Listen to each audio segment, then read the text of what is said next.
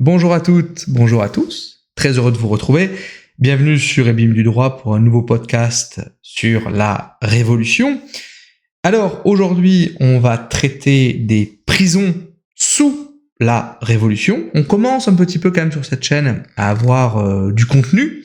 On a déjà fait plusieurs podcasts sur la période, notamment deux qui étaient en survol de 89 à 99 et les débuts du consulat napoléonien, mais il y avait également d'autres podcasts qu'on a pu réaliser sur les procédures judiciaires, sur les avocats pendant la période révolutionnaire, ou sur le parcours de Jean-Jacques Régis de Cambacérès.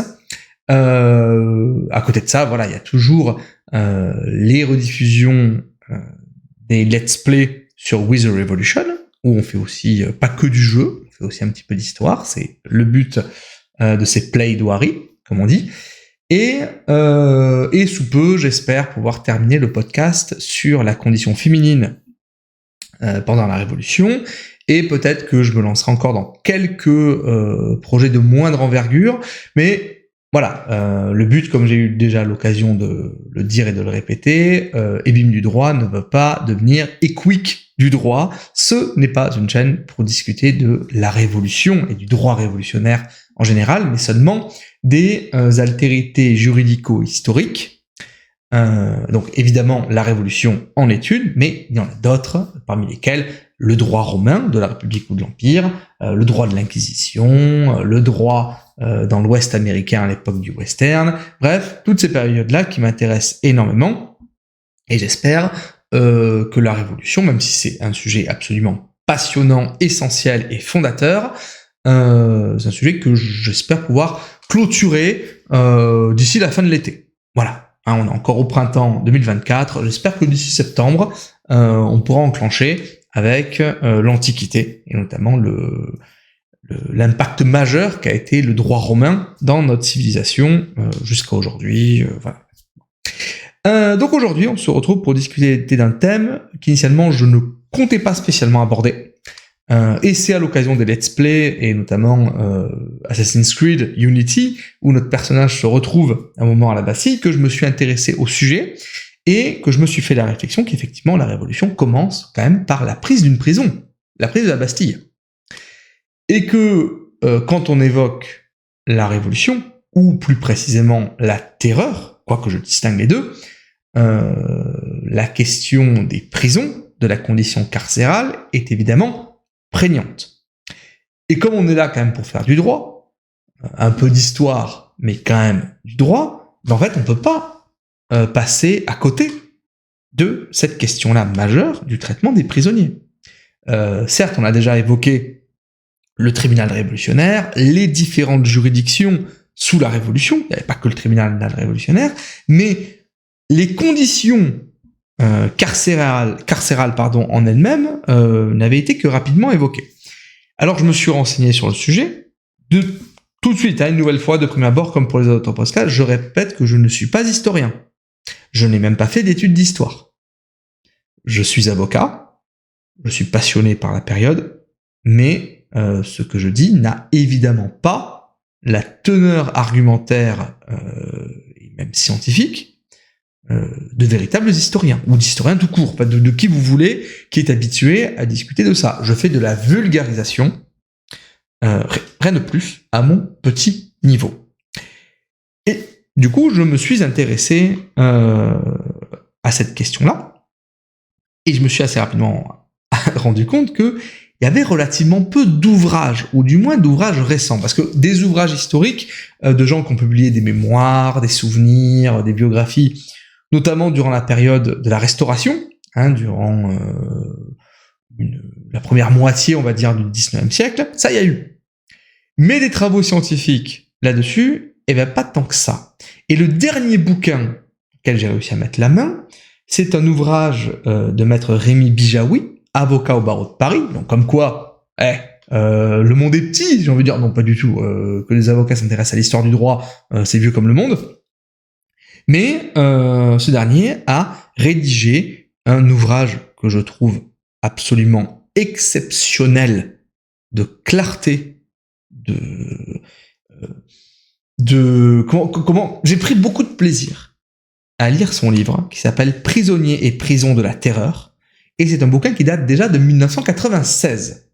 Et de mes petites recherches, je n'ai pas trouvé de bouquin plus récent que celui-ci. On reviendra après un propos introductif sur concrètement à quel point j'ai apprécié ce livre, même si pour moi il y a quelques chapitres supplémentaires qui auraient été opportuns. Mais vraiment, je l'ai dévoré, ce bouquin-là, et je l'ai d'autant plus dévoré qu'il m'a tout de suite rassuré. Parce que quand on va discuter de ce sujet, qui est celui des prisons sous la Révolution, ou plus précisément sous la Terreur, c'est un sujet qui est extraordinairement clivant. Il est passionnel, ce sujet. Et j'aime bien croiser les sources pour essayer d'avoir de l'objectivité. Sauf que là, je pouvais pas. Parce qu'il n'y a pas assez de bouquins sur le sujet. Pas grand-chose. Eh ben, d'emblée, on a affaire à quelqu'un qui a une rigueur intellectuelle qui est remarquable, puisque on va aller dans l'ignominie de ce qui s'est passé, et en même temps, on va aussi dire ce que ça a pu avoir comme effet positif, ou du moins, à défaut d'effet positif, parce que, évidemment, la condition carcérale des prisonniers, même si elle est très disparate, on va de la misère absolue des enfers au luxe. Il y a des lupanards en termes de prison révolutionnaire. Il y a vraiment une extraordinaire hétérogénéité des conditions carcérales. Mais la manière dont ça nous est présenté est une manière qui est parfaitement transparente. On va décrire des personnages qui sont sordidissimes. S'il y a un enfer, j'espère vraiment que ceux-là sont encore en train d'y pourrir, et encore pour longtemps. Et d'autres portraits, au contraire, d'une parfaite générosité, y compris au sein du pouvoir politique. Et donc, moi, ça m'a tout de suite rassuré, j'avais affaire à un ouvrage qui avait toutes les garanties, entre guillemets, parce que c'est jamais un idéal accessible, mais de l'objectivité.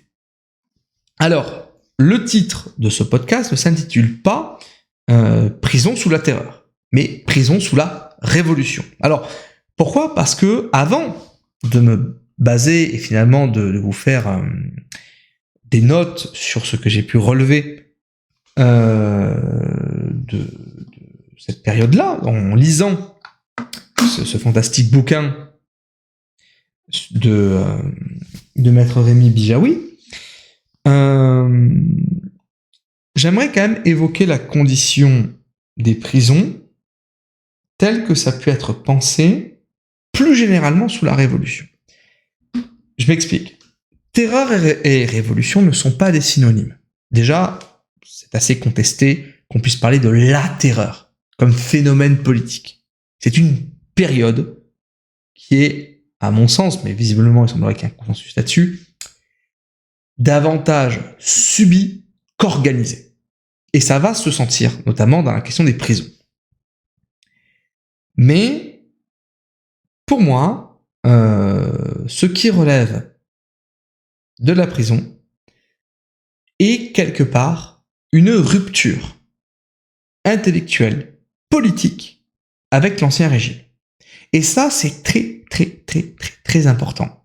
C'est-à-dire que, en allant dans les prisons de la Révolution, de 89 à, on va dire, 94, à la chute de Robespierre, même si on pourrait étendre le sujet jusqu'à sous le Directoire et pourquoi pas sous le consulat napoléonien, et au-delà encore, pourquoi pas, la question des prisons est intemporelle, on a affaire à un paroxysme. L'idéal révolutionnaire est un idéal qui a voulu lutter contre l'obscurantisme et le despotisme de l'Ancien Régime, tel qu'il était conçu par les révolutionnaires. Et c'est pour ça que la prise de la Bastille, du 14 juillet 89, est à ce point symbolique. Même si, dans les faits, et on avait eu l'occasion d'en discuter, la prise de la Bastille, ou devrait-on peut-être parler de reddition de la Bastille, 7 prisonniers dedans, elle est un symbole plus qu'une véritable menace aux libertés des sujets du royaume. Mais à côté, du coup, de cet idéal, parce que la Bastille va être démolie dès le lendemain de sa prise, hein. Il ne restera rien de la Bastille si ce n'est des vestiges commémoratifs. Une place, une colonne. Et de cette Bastille, symbole, une nouvelle fois, de l'absolutisme et des lettres de cachet, etc. D'ailleurs, rendons à Louis XVI ce qui est à Louis XVI. Hein. En 1785, c'est le premier roi à réglementer la question des lettres de cachet. Elles existent toujours, mais elles font l'objet d'une circulaire pour essayer de cadrer un petit peu le phénomène. Hein, Louis XIV avec Fouquet, Louis XV avec Voltaire, Diderot, etc. ont abusé un petit peu quand même des lettres de cachet. Sous Louis XVI, on essaye de calmer un petit peu les ardeurs là-dessus, même si les plus grands défenseurs des lettres de cachet, ce sont les familles aristocratiques. Par exemple, c'est le cas de Mirabeau. Mirabeau a fait l'objet d'un enterrement sous lettre de cachet à la demande expresse de son père. En fait, c'est souvent une arme des familles aristocratiques pour mettre de côté des rejetons un petit peu gênants. Bon. Et à côté, du coup, une nouvelle fois, de ce symbole qu'est la Bastille, eh ben, la Révolution va se vautrer dans des conditions d'emprisonnement proprement aberrantes, qui heurtent à la dignité humaine. Je vais même aller plus loin que ça. Les histoires, ce que je vais vous raconter aujourd'hui, sur la Révolution, relèvent, à mon sens, d'un phénomène concentrationnaire. C'est-à-dire, je pense vraiment qu'on a retrouvé de tels moments qu'à certains moments ignobles de l'histoire humaine. Je pense au camp de prisonniers d'Andersonville, sous la guerre de sécession américaine. Je pense évidemment aux prisons politiques et aux camps de concentration, qu'ils soient des années 30 en Allemagne, ou plus généralement du goulag en Union soviétique. La volonté exterminatrice et génocidaire en moins, mais les conditions semblables.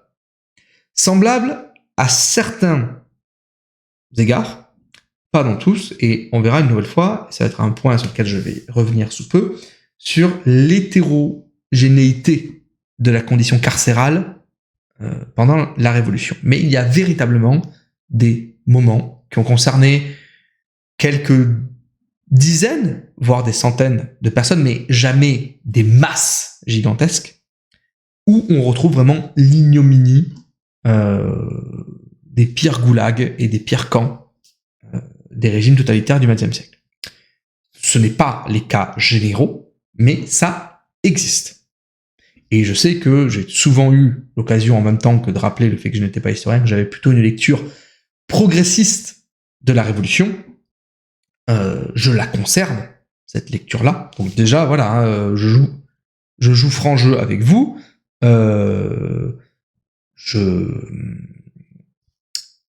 J'ai un biais de lecture.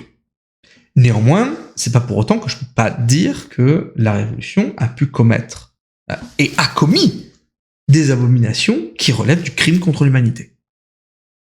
Il n'y a aucune difficulté là-dessus. Qu'on garde bien, du coup, d'emblée. Donc pour ça que c'est pas que pour moi la question de la terreur. C'est la question de la prison sous la Révolution et de garder quelque part ce fil conducteur de on a pris une Bastille, on a pris la Bastille, et qu'est-ce que nous on va en faire depuis de cet héritage, de cet idéal révolutionnaire, qu'est-ce qu'on va en faire? Et évidemment, il va y avoir quand même une certaine hypocrisie dans la manière de se rappeler de ce moment glorieux de la prise de la Bastille, même s'il y a quand même eu pas mal de morts, et notamment 2 personnes, dont le gouverneur de Launay, qui ont été décapités et flanqués sur une pique. Hein, c'est pas non plus des heures si glorieuses que ça. Mais de garder voilà cet idéal qu'on a eu aux tout premiers instants de la Révolution, et qu'est-ce que ça va donner dans la suite, dans les années qui vont lui succéder. La deuxième chose que je voulais aborder en propos préliminaire, avant qu'on aille vraiment sous la question carcérale pendant la terreur, c'est qu'est-ce que c'est que la notion de prison pour les révolutionnaires. Ça, c'est très important à comprendre. La prison, pour la constituante, l'Assemblée législative, pour la Convention nationale, pour les comités de salut public, de sûreté générale, etc., ce n'est pas la prison de l'Ancien Régime. C'est une prison qui est régie par le premier code pénal de l'histoire de France, le code pénal de 1791, le premier code tout court.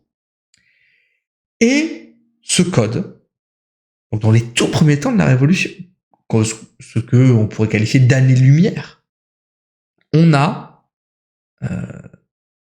véritablement un élan progressiste. Et là, je ne vais pas me baser sur le livre de Rémi Bijaoui, qui n'aborde pas tellement cet aspect-là, mais je vais lire un extrait d'un bouquin qu'on a déjà vu ensemble, Une autre justice, 1789-1799, étude publiée sous la direction de Robert Banater, dans la collection Histoire de la justice, publiée chez Fayard. Un extrait du chapitre 5 par René Martinage, sur justement la grande différence qu'il y a entre la prison d'Ancien Régime et la prison révolutionnaire. Avant 1789, tout homme qui était condamné pour avoir commis une infraction pénale était ou supprimé ou mis hors de la société. Sous toutes ses formes, la potence, la roue, le feu, la peine de mort, éliminatrice, étaient appliquées à toutes sortes d'infractions, de gravité variée. Les peines les plus courantes, les galères et le bannissement, étaient organisées de telle sorte qu'elles faisaient des condamnés de véritables hors-la-loi, pour qui le crime devenait l'unique ressource. De plus, le galérien, s'il était un jour libéré, était flétri et donc identifiable. Le banni, dans une société traditionnelle sans mobilité, perd tous ses moyens et ses possibilités d'existence. La prison, c'est-à-dire le lieu où l'on peut éventuellement entreprendre la rééducation du condamné, n'est en effet utilisée qu'à titre exceptionnel, car dans l'ancien droit, la prison sert à garder et non à punir des individus arrêtés pour une multitude de causes. Toutefois, surtout à la fin de l'Ancien Régime, la prison sert de plus en plus souvent à punir à titre exceptionnel, même si, bien entendu, aucun traitement pénitentiaire n'est ni envisagé ni envisageable dans les prisons de l'époque. Au contraire, la nomenclature des peines édictées par le Code pénal de 1791 fait une large place à l'incarcération organisée sous diverses modalités. Les peines qui seront prononcées sont la peine de mort, la réclusion dans la maison de force, la gêne, la détention, la déportation, la dégradation cynique, le carcan. Toutefois, le nouveau rôle imparti à l'emprisonnement dans la punition des crimes, tout comme le maintien de la peine capitale, doit, selon le rédacteur, contribuer à améliorer la vocation exemplaire de la peine. Cependant, les textes votés souffrent de contradictions, d'autant plus évidentes que le comité de préparation du projet de code pénal avait rédigé un rapport où l'exemplarité des châtiments était atteinte sans recours à la peine capitale et tenait tout entière dans l'organisation de l'incarcération.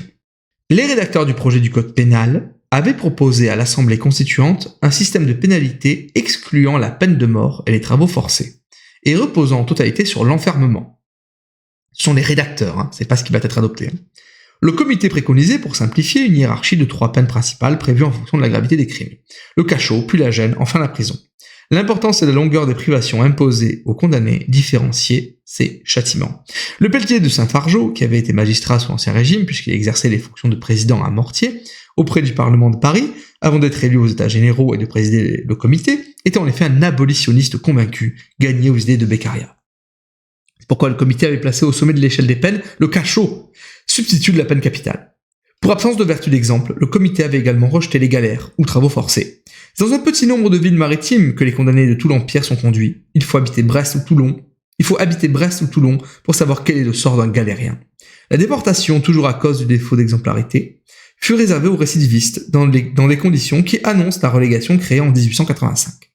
Ces procédés rompaient brutalement avec l'Ancien Régime, attaché à la peine capitale et au supplice physique destiné à rendre le châtiment effrayant, soucieux également du profit procuré par le travail des galériens, même si dans ce cas le lieu d'exécution de la peine n'est pas rapproché de celui du crime. Dans ces conditions et faute de peine capitale et de bagne, la pénalité entièrement fondée sur l'incarcération ne sera-t-elle pas dépourvue d'exemplarité? La question posée, dès le début de la Révolution, n'a pas perdu de son actualité, puisque le bagne colonial ne fut supprimé qu'en 1938, les travaux forcés en 1960 et que la peine de mort ne fut abrogée qu'en 81.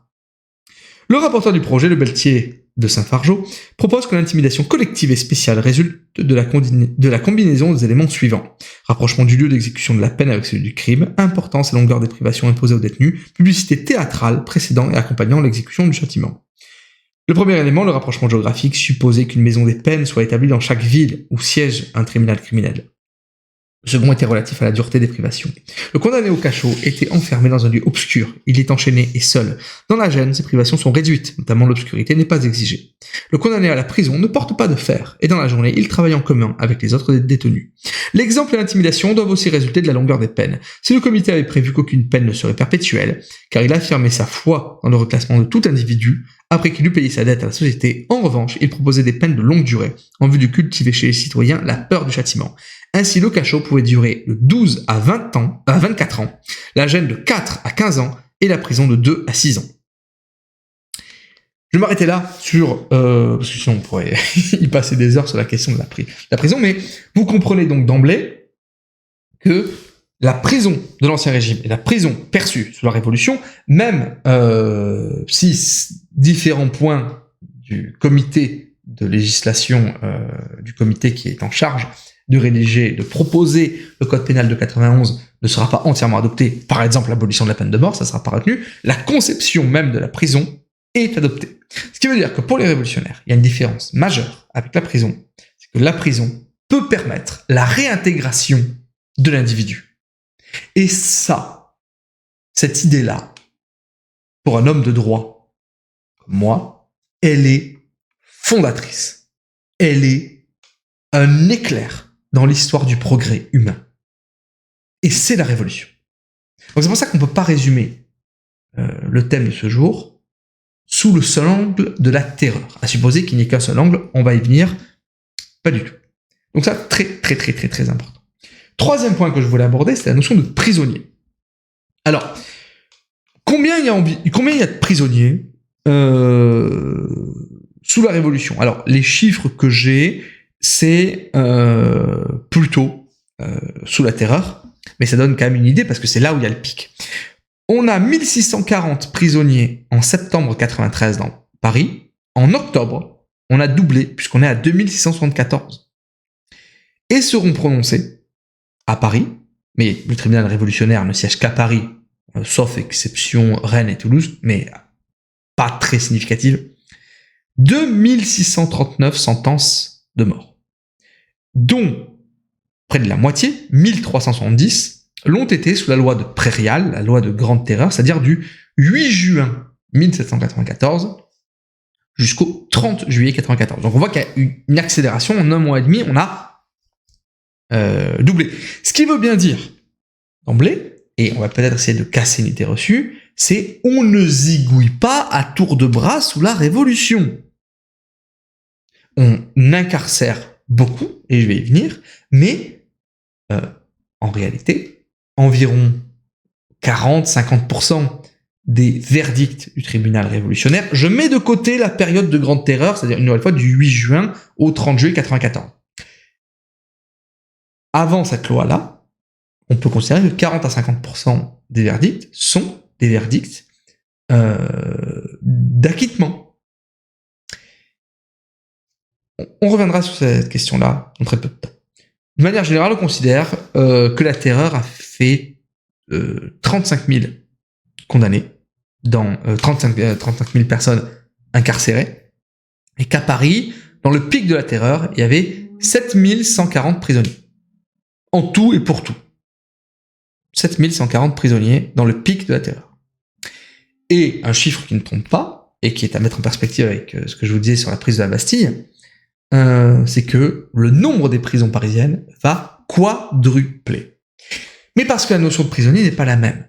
Bon, déjà, même sous l'Ancien Régime, la notion de prisonnier diffère de la nôtre.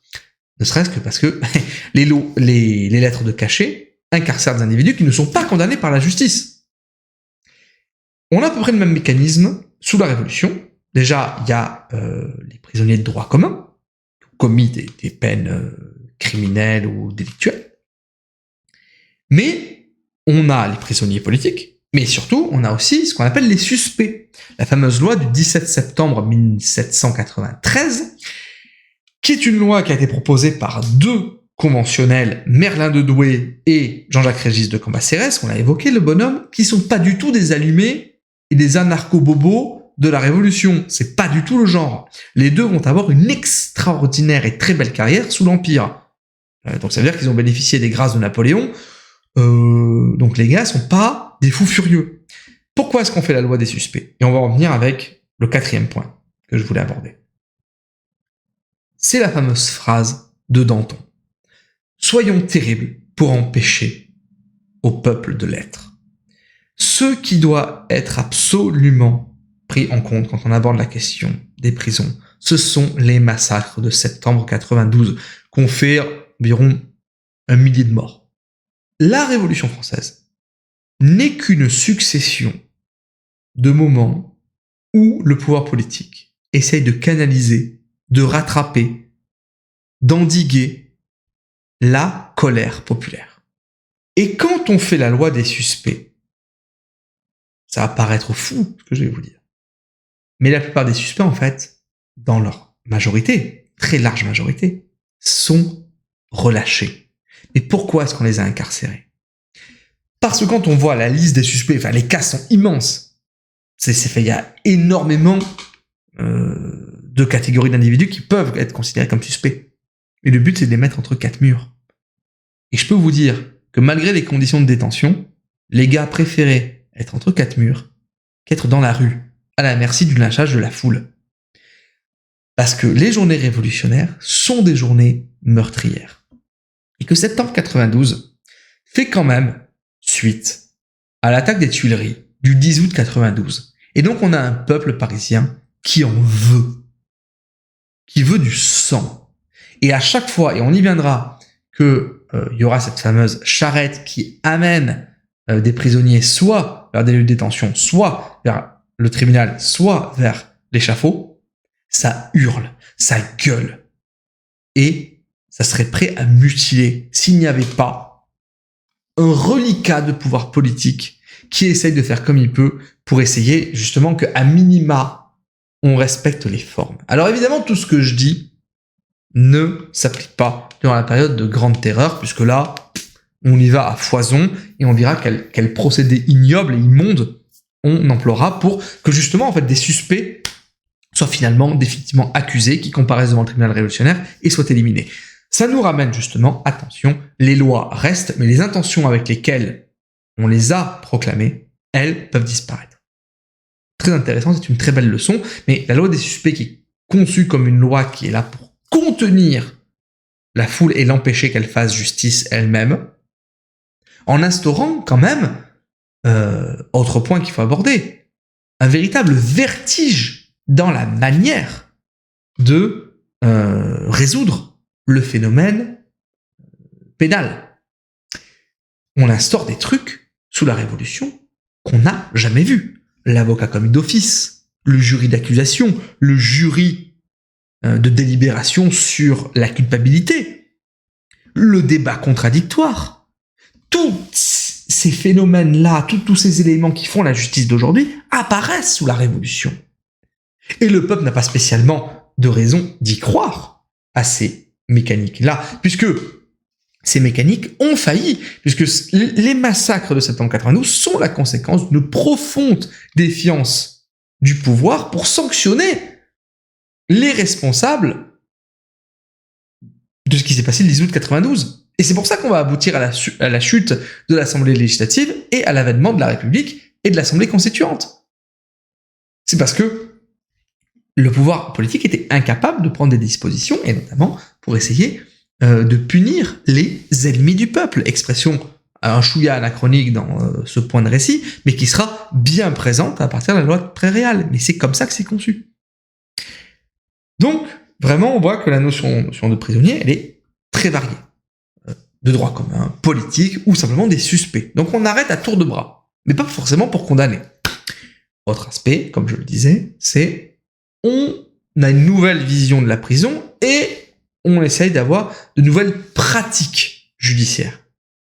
Ce qui amène, à côté de ces beaux principes, un constat accablant. C'est un amateurisme total du pouvoir en place. Amateurisme, avec guillemets quand même. Quel personnel politique pouvait être en mesure de gérer, sans déboire, sans bavure, de tels moments? C'était inédit dans l'histoire humaine. Inédit.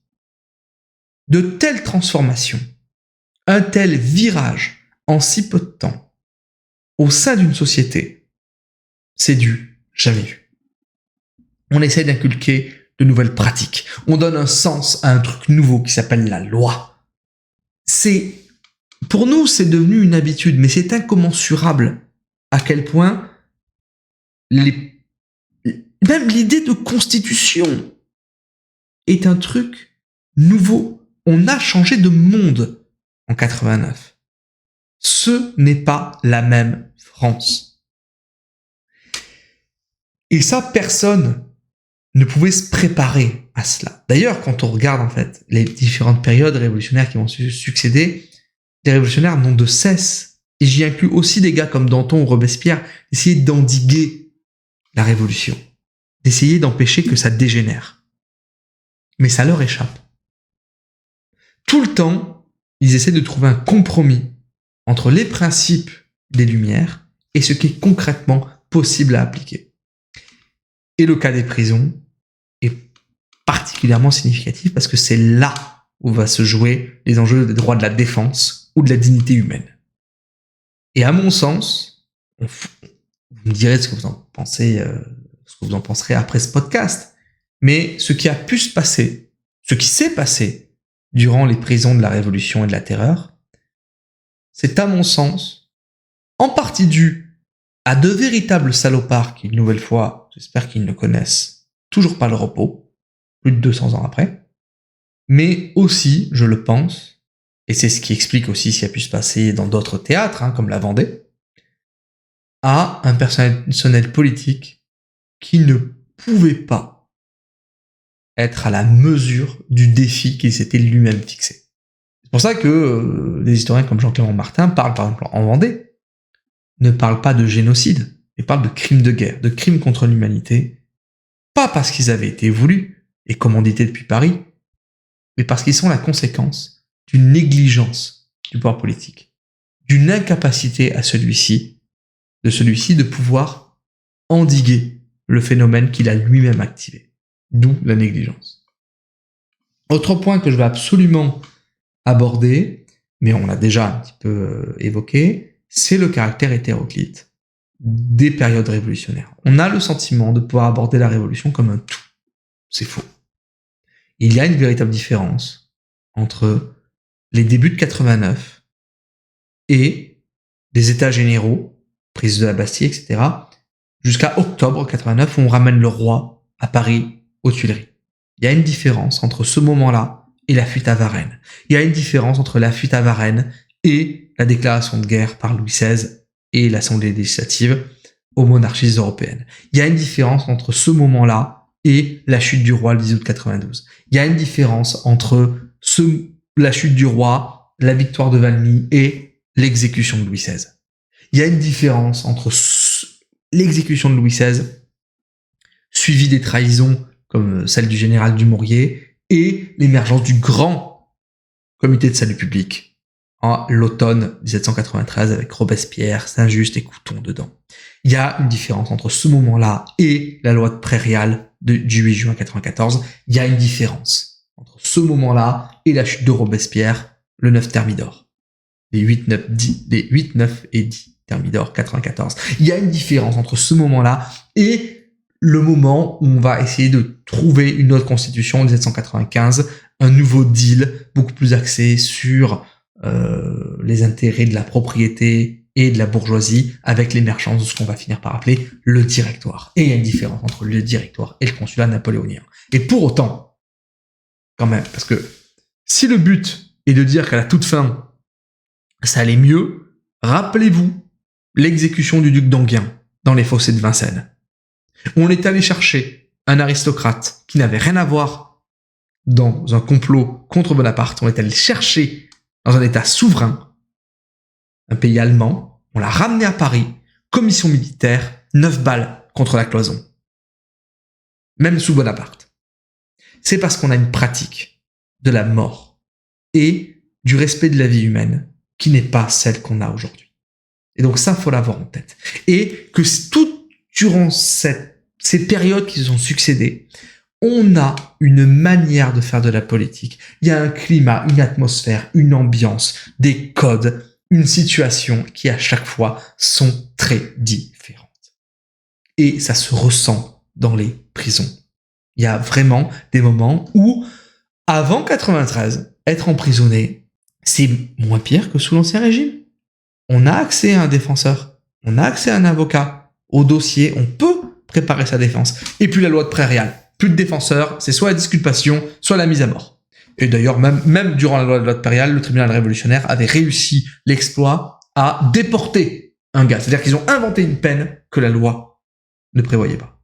C'est pour dire à quel point c'est très différent selon les périodes et les individus, les groupes politiques sont au pouvoir.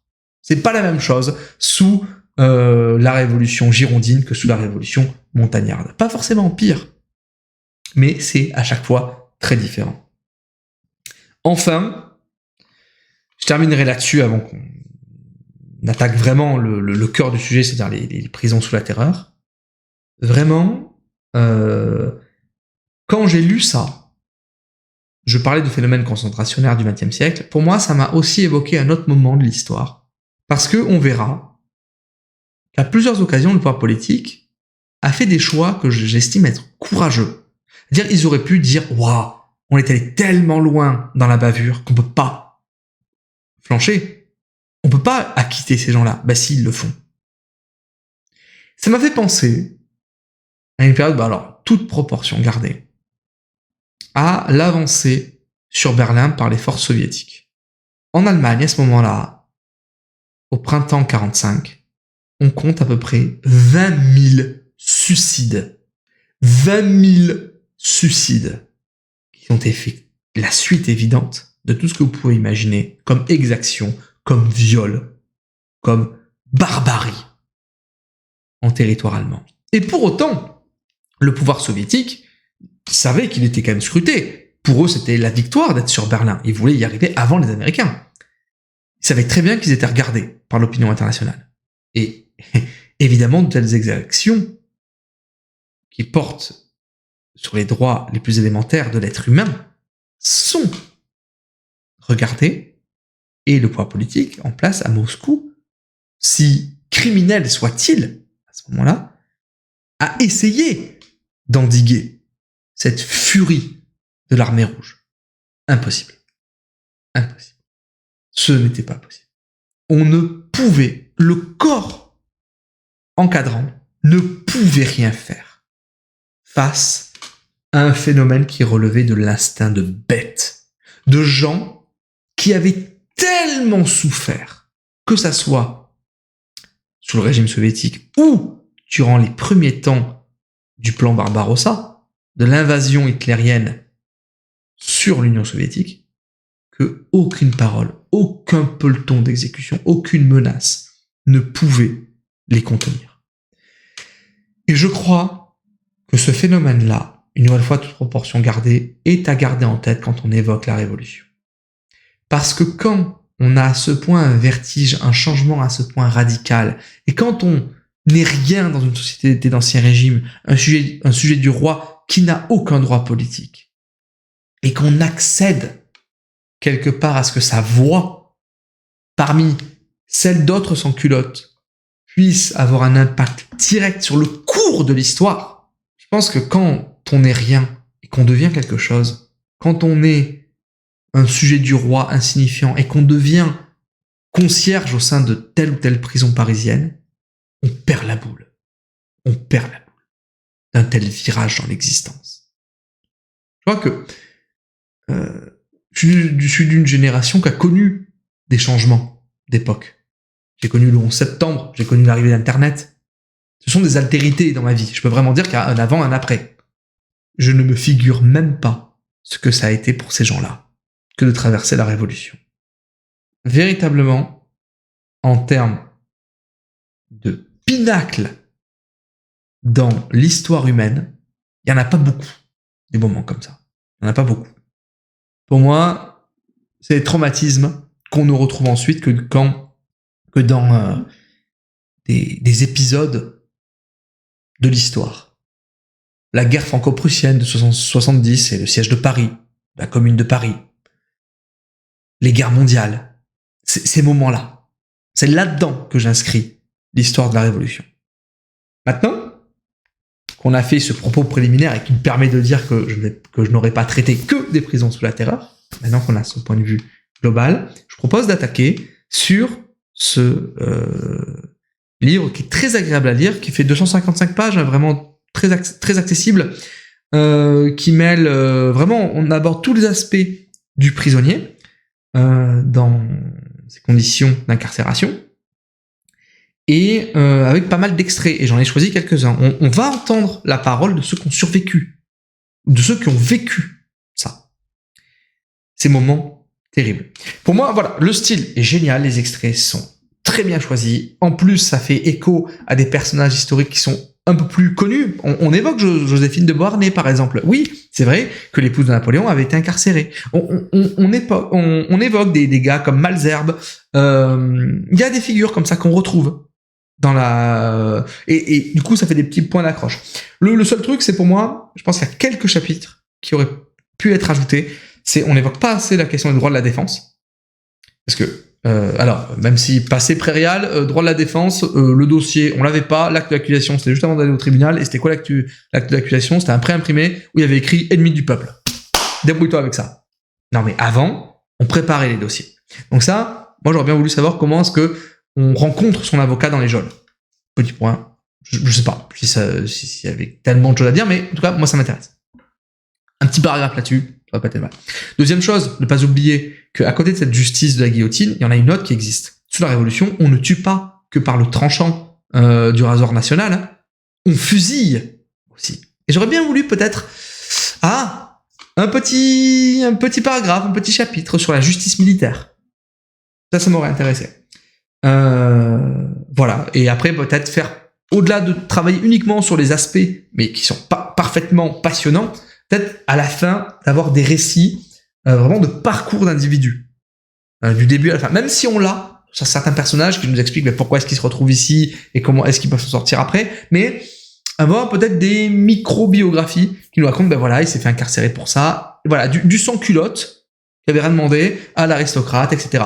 C'était peut-être des éléments pour compléter tout ça, mais c'est un excellent bouquin. Je vous le conseille vivement. En plus, il est pas très cher en ligne, parce qu'il date un peu, hein, il a bientôt 30 piges, mais vraiment, je le trouve excellent. Voilà, donc je vous incite véritablement, si vous êtes intéressé par ce sujet, à lire Prisonnier et Prison de la Terreur par Rémi Bijaoui. Alors allons-y. Tout d'abord, le bouquin nous amène dans une première partie qui s'appelle La descente aux enfers. Parce que, avant d'être en prison, faut-il y aller? Et tout d'abord, donc, se pose la question de l'arrestation. Alors, l'arrestation, ça va être un sujet qui ne va sans cesse être évolutif, hein, parce que, une fois, on est dans un régime qui essaie de contrer le spectre des lettres de cachet, mais de plus en plus, les arrestations vont se faire par pléthore d'autorités. La Convention, n'oublions pas que c'est la Convention qui fait des décrets d'arrestation contre les députés. Donc, par exemple, les 31 mai et 2 juin 1793, c'est la Convention qui arrête les députés girondins. On a aussi l'accusateur public qui peut faire ça. On a le comité de sûreté générale, qui est aussi le petit comité, on parle tout le temps du comité de salut public où il y a Robespierre et compagnie, mais le comité de sûreté générale, c'est là où il y a la police, hein. Donc chaud. Et surtout, de plus en plus, les comités révolutionnaires locaux, qui sont des agents de surveillance et qui arrêtent tout le monde suspect comme individus qui sont véritablement ennemis de la révolution, à tort ou à raison. Sans oublier aussi, mais c'est lié avec les comités révolutionnaires locaux, le rôle prépondérant des représentants en mission. Et notamment, voilà, il y en a plusieurs. Fouché à Lyon, Carrier à Nantes, Tallien à Toulon et à Bordeaux. Bordeaux, j'ai un doute. Tallien à Bordeaux, c'est sûr. Santonax à Saint-Domingue, etc. Bon, bref, on a beaucoup des représentants en mission. L'idée, c'est quand même, on procédait aux arrestations, non pas en pleine nuit, comme on pourrait se le figurer dans certains régimes dictatoriaux, mais au point du jour. Donc comme aujourd'hui, c'est-à-dire à l'aube. Aujourd'hui, c'est les perquisitions, c'est un petit peu avant 7h du matin. Là, c'est à l'aube. On le fait pas en pleine nuit. C'est une pratique. Et c'est un mandat d'arrêt qui est rédigé par un commissaire du comité révolutionnaire. On appose des scellés et on dresse un procès verbal. À cette arrestation s'ensuit le transfert, puisque tous les suspects, tous les arrêtés, sont jugés à Paris. Alors, évidemment, je ne parle là que des affaires des tribunaux révolutionnaires. Si vous voulez développer la question des tribunaux criminels, on a fait un podcast là-dessus. Donc, le droit commun, c'est-à-dire le vol, l'assassinat, etc., qui ne relève pas d'une activité contre-révolutionnaire et donc d'un crime politique, ce n'est pas jugé spécialement à Paris. Il y a plusieurs tribunaux. Il y a des juges de paix, il y a le tribunal de district, il y a des tribunaux criminels dans chaque département. Ça, c'est très local. Mais, à l'exception une nouvelle fois de Rennes et Toulouse, mais vraiment des cas très particuliers, qui sont pas vraiment à prendre en compte, les crimes politiques sont jugés à Paris. Donc, il faut imaginer que tout ce beau monde est transféré en charrette à Paris. Alors, des fois, c'est pas très loin. On est dans l'Essonne, en Normandie, ça va. Des fois, c'est beaucoup plus loin. On est dans l'arrière-pays, notamment depuis la Vendée. On va y venir. Justement. Il y a un cas que je ne connaissais pas à titre personnel. Vous pourrez vous renseigner là-dessus. Je vais pas tellement... Si, je vais l'évoquer parce que justement, il y a un récit très intéressant qui m'a particulièrement touché. J'ai noté et je vais en faire lecture. C'est le voyage de 132 Nantais qui sont arrêtés par ce fameux Carrier comme étant l'état-major de Charette.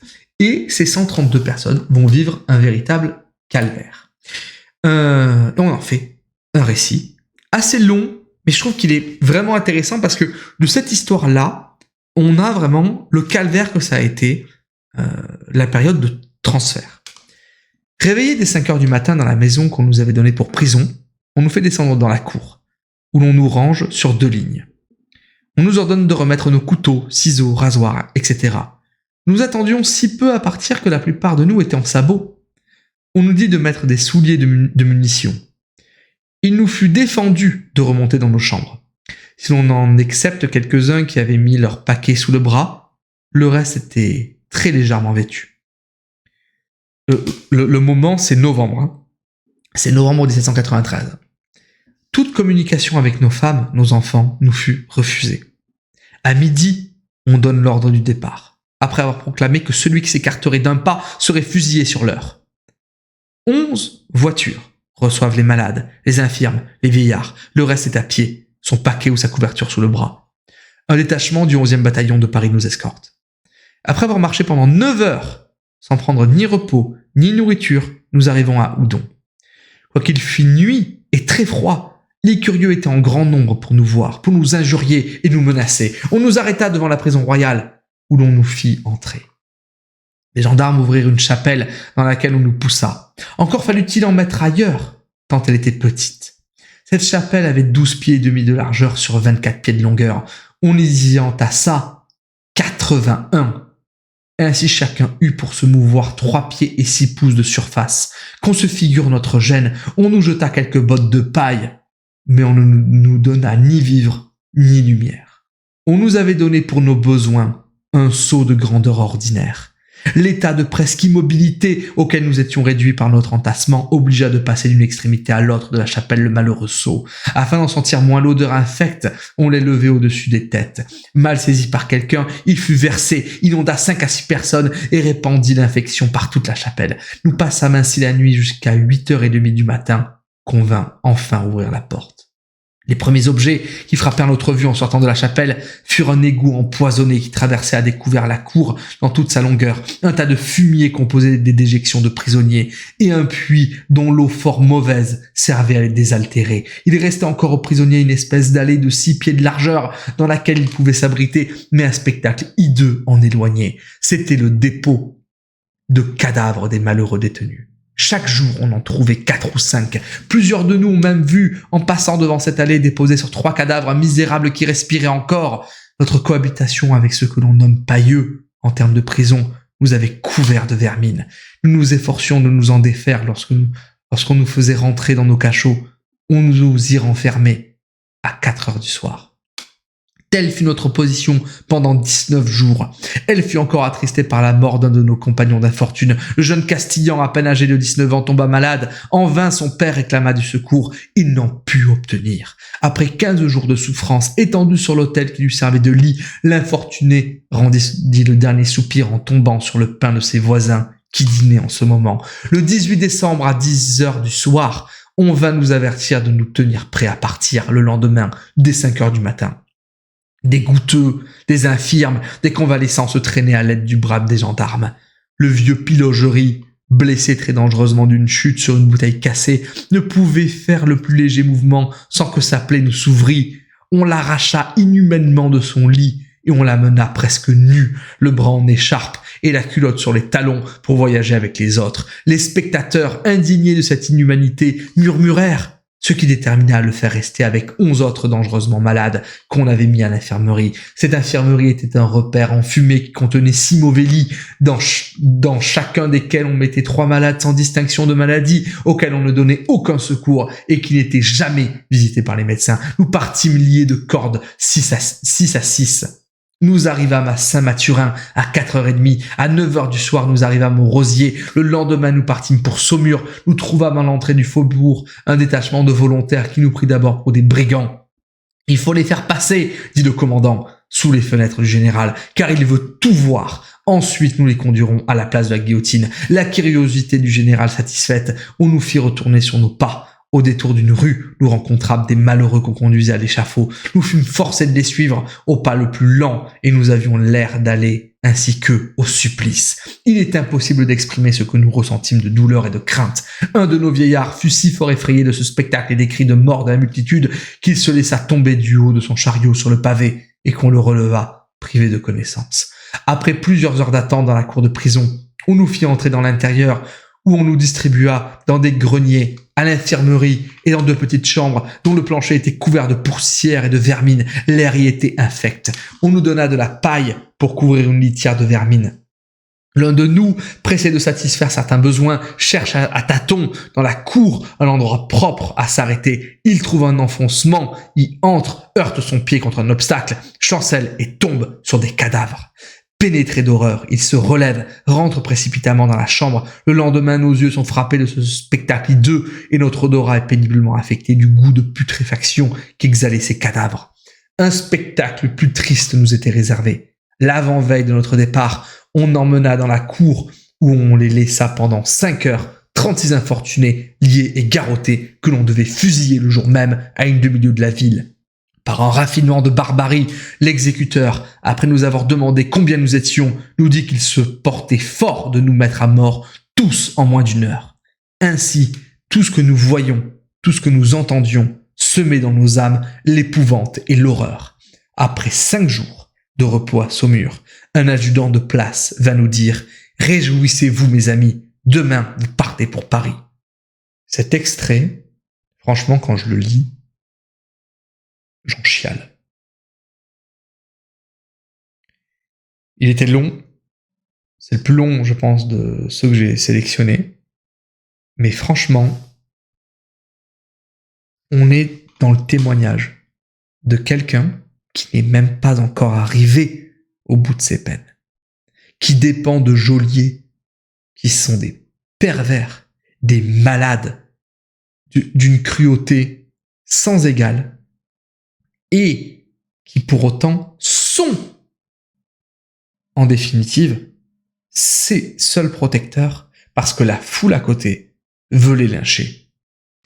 Et cette histoire terrible des 132 Nantais alors qu'ils n'avaient rien à se reprocher. Hein.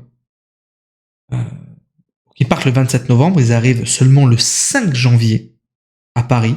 Ils étaient 132, ils arrivent, ils sont 94. Et ils vont rester dans les geôles, par miracle, j'ai envie de dire presque, jusqu'à la fin de l'été 94. Donc ils vont rester presque 1 an dans ces conditions-là. Et à la fin, ils sont tous acquittés. Tous. Même ceux qui avaient effectivement quelque chose à se reprocher. Il y a une loi qui vient de passer. Et en gros, on ne retient plus la complicité quand il est démontré que les individus n'avaient pas d'intention criminelle ou d'intention contre-révolutionnaire. Cette histoire des 132 Nantais va contribuer à la chute de Charquier qui finira sur l'échafaud. Mais je trouvais ça vraiment intéressant d'évoquer cette histoire qu'à titre personnel, moi-même, je ne connaissais pas. Ensuite, une fois que tu arrives à Paris, qu'est-ce qui se passe? C'est quelle prison? Le problème, c'est qu'il y en a des tas. Comme je vous dis, on a quadruplé le nombre. Il y en a plus d'une 50aine de prisons. Alors là, on attend, on ne sait pas ce qui va se passer. On ne sait rien. Et on ne cesse d'être ballotté de droite à gauche. On va là, on veut pas de vous. Ah, mais finalement, peut-être qu'il y a de la place par ici. Ah, mais finalement, il n'y en a pas. Et on continue. Et de charrette, et de charrette, et de charrette. Et autour de ça, il y a la foule parisienne qui vous insulte et qui vous menace. Enfin, vous arrivez en prison. Et là, le premier visage sur lequel vous tombez, c'est le gardien des lieux, le concierge. C'est le maître absolu qui a sous ses ordres un autre individu extrêmement important, c'est le guichetier qui lui tient tous les procès-verbaux. Néanmoins, s'il y a de véritables molosses et des individus qui occupent cette fonction de concierge, qui sont affreux, la plupart des témoignages s'accordent à dire, c'est très curieux, que dans leur majorité, les concierges avaient de bonnes manières. Par exemple, le concierge Benoît à la prison du Luxembourg, c'est un vieillard qui ne cesse de réconforter les prisonniers. Par exemple, le couple Bouchard à Sainte-Pélagie, qui offre leur logis à Madame Roland. On a fait une petite vidéo sur Madame Roland. Ou le concierge Schmitt, qui gère la maison Talatru. Alors, cette maison-là, c'est l'une des plus luxueuses qui soit. Et le livre s'attarde plus longuement sur 3 portraits que je vais rapidement évoquer. On a les Richard, ce sont eux qui sont les concierges de la conciergerie, qui sont plutôt bienveillants. Notamment, c'est eux qui vont avoir la garde de la reine Marie-Antoinette. Eh bien, ils vont lui faire des repas. Ils vont lui apporter des fleurs. Ils vont même leur apporter leur fils aîné. Bon, c'est assez maladroit parce qu'en fait, ça va lui faire beaucoup de peine à la reine Marie-Antoinette parce qu'elle est séparée de son gosse, le dauphin Louis XVII. Mais, vraiment, ce sont des gens qui auront le cœur sur la main. Ils seront arrêtés pour ça, le 11 septembre 93. Finalement, ils seront libérés. Et d'ailleurs, Madame Richard connaîtra malgré tout une fin tragique, puisqu'elle voudra réconforter un condamné à mort, et celui-ci saisira la première lame venue et la tuera. Voilà, ça c'est un exemple. On a les Richard. De l'autre côté du spectre, on a Ali, la brute féroce, qui est le guichetier à la prison de la Force. Alors lui, il fait des rafles. Il ne fait que fouiller ses prisonniers. Il les menace constamment de les transférer à la prison du Bicêtre, qui est considérée comme étant la prison de l'horreur absolue. Il organise même des visites payantes de ses cachots. Un peu plus sympathique, il y a les Vaubertrand, à la prison des Madelonnettes. Eh ben, ils essayent de faire ce qu'ils peuvent. Ils essaient de transformer la paille en matelas. Et puis les matelas essaient de trouver des meubles. Il y a un poème qui a été rédigé sur les Vaubertrand. On voit l'amour et la beauté en voyant le fils et la mère. De même, on voit l'humanité en voyant le fils et le père. Ô mes amis, qu'on est heureux de trouver en lui le bon frère, l'ami sincère et généreux qui souffre de notre misère. Voilà, c'est un détenu poète qui a rédigé ça à l'endroit des Vaubertrand.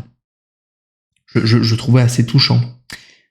Il y a même le gosse Vaubertrand, qui a 4 ans, et qui demande souvent la liberté pour ceux qu'il appelle ses pigeonniers. Je trouve ça assez touchant, la manière dont c'est abordé. Alors, ça, c'est la présentation avec le guichetier et le concierge. Ce qu'il faut savoir, c'est que au préalable, l'incarcération, en fait, quand on arrive en prison, on ne sait pas tout de suite dans quelles conditions on va être. Et donc, on patiente dans un endroit qui s'appelle la souricière, dans ces prisons-là, et on va attendre quelle cellule va nous être réservée. Parfois, il y a 36 heures d'attente. 36 heures.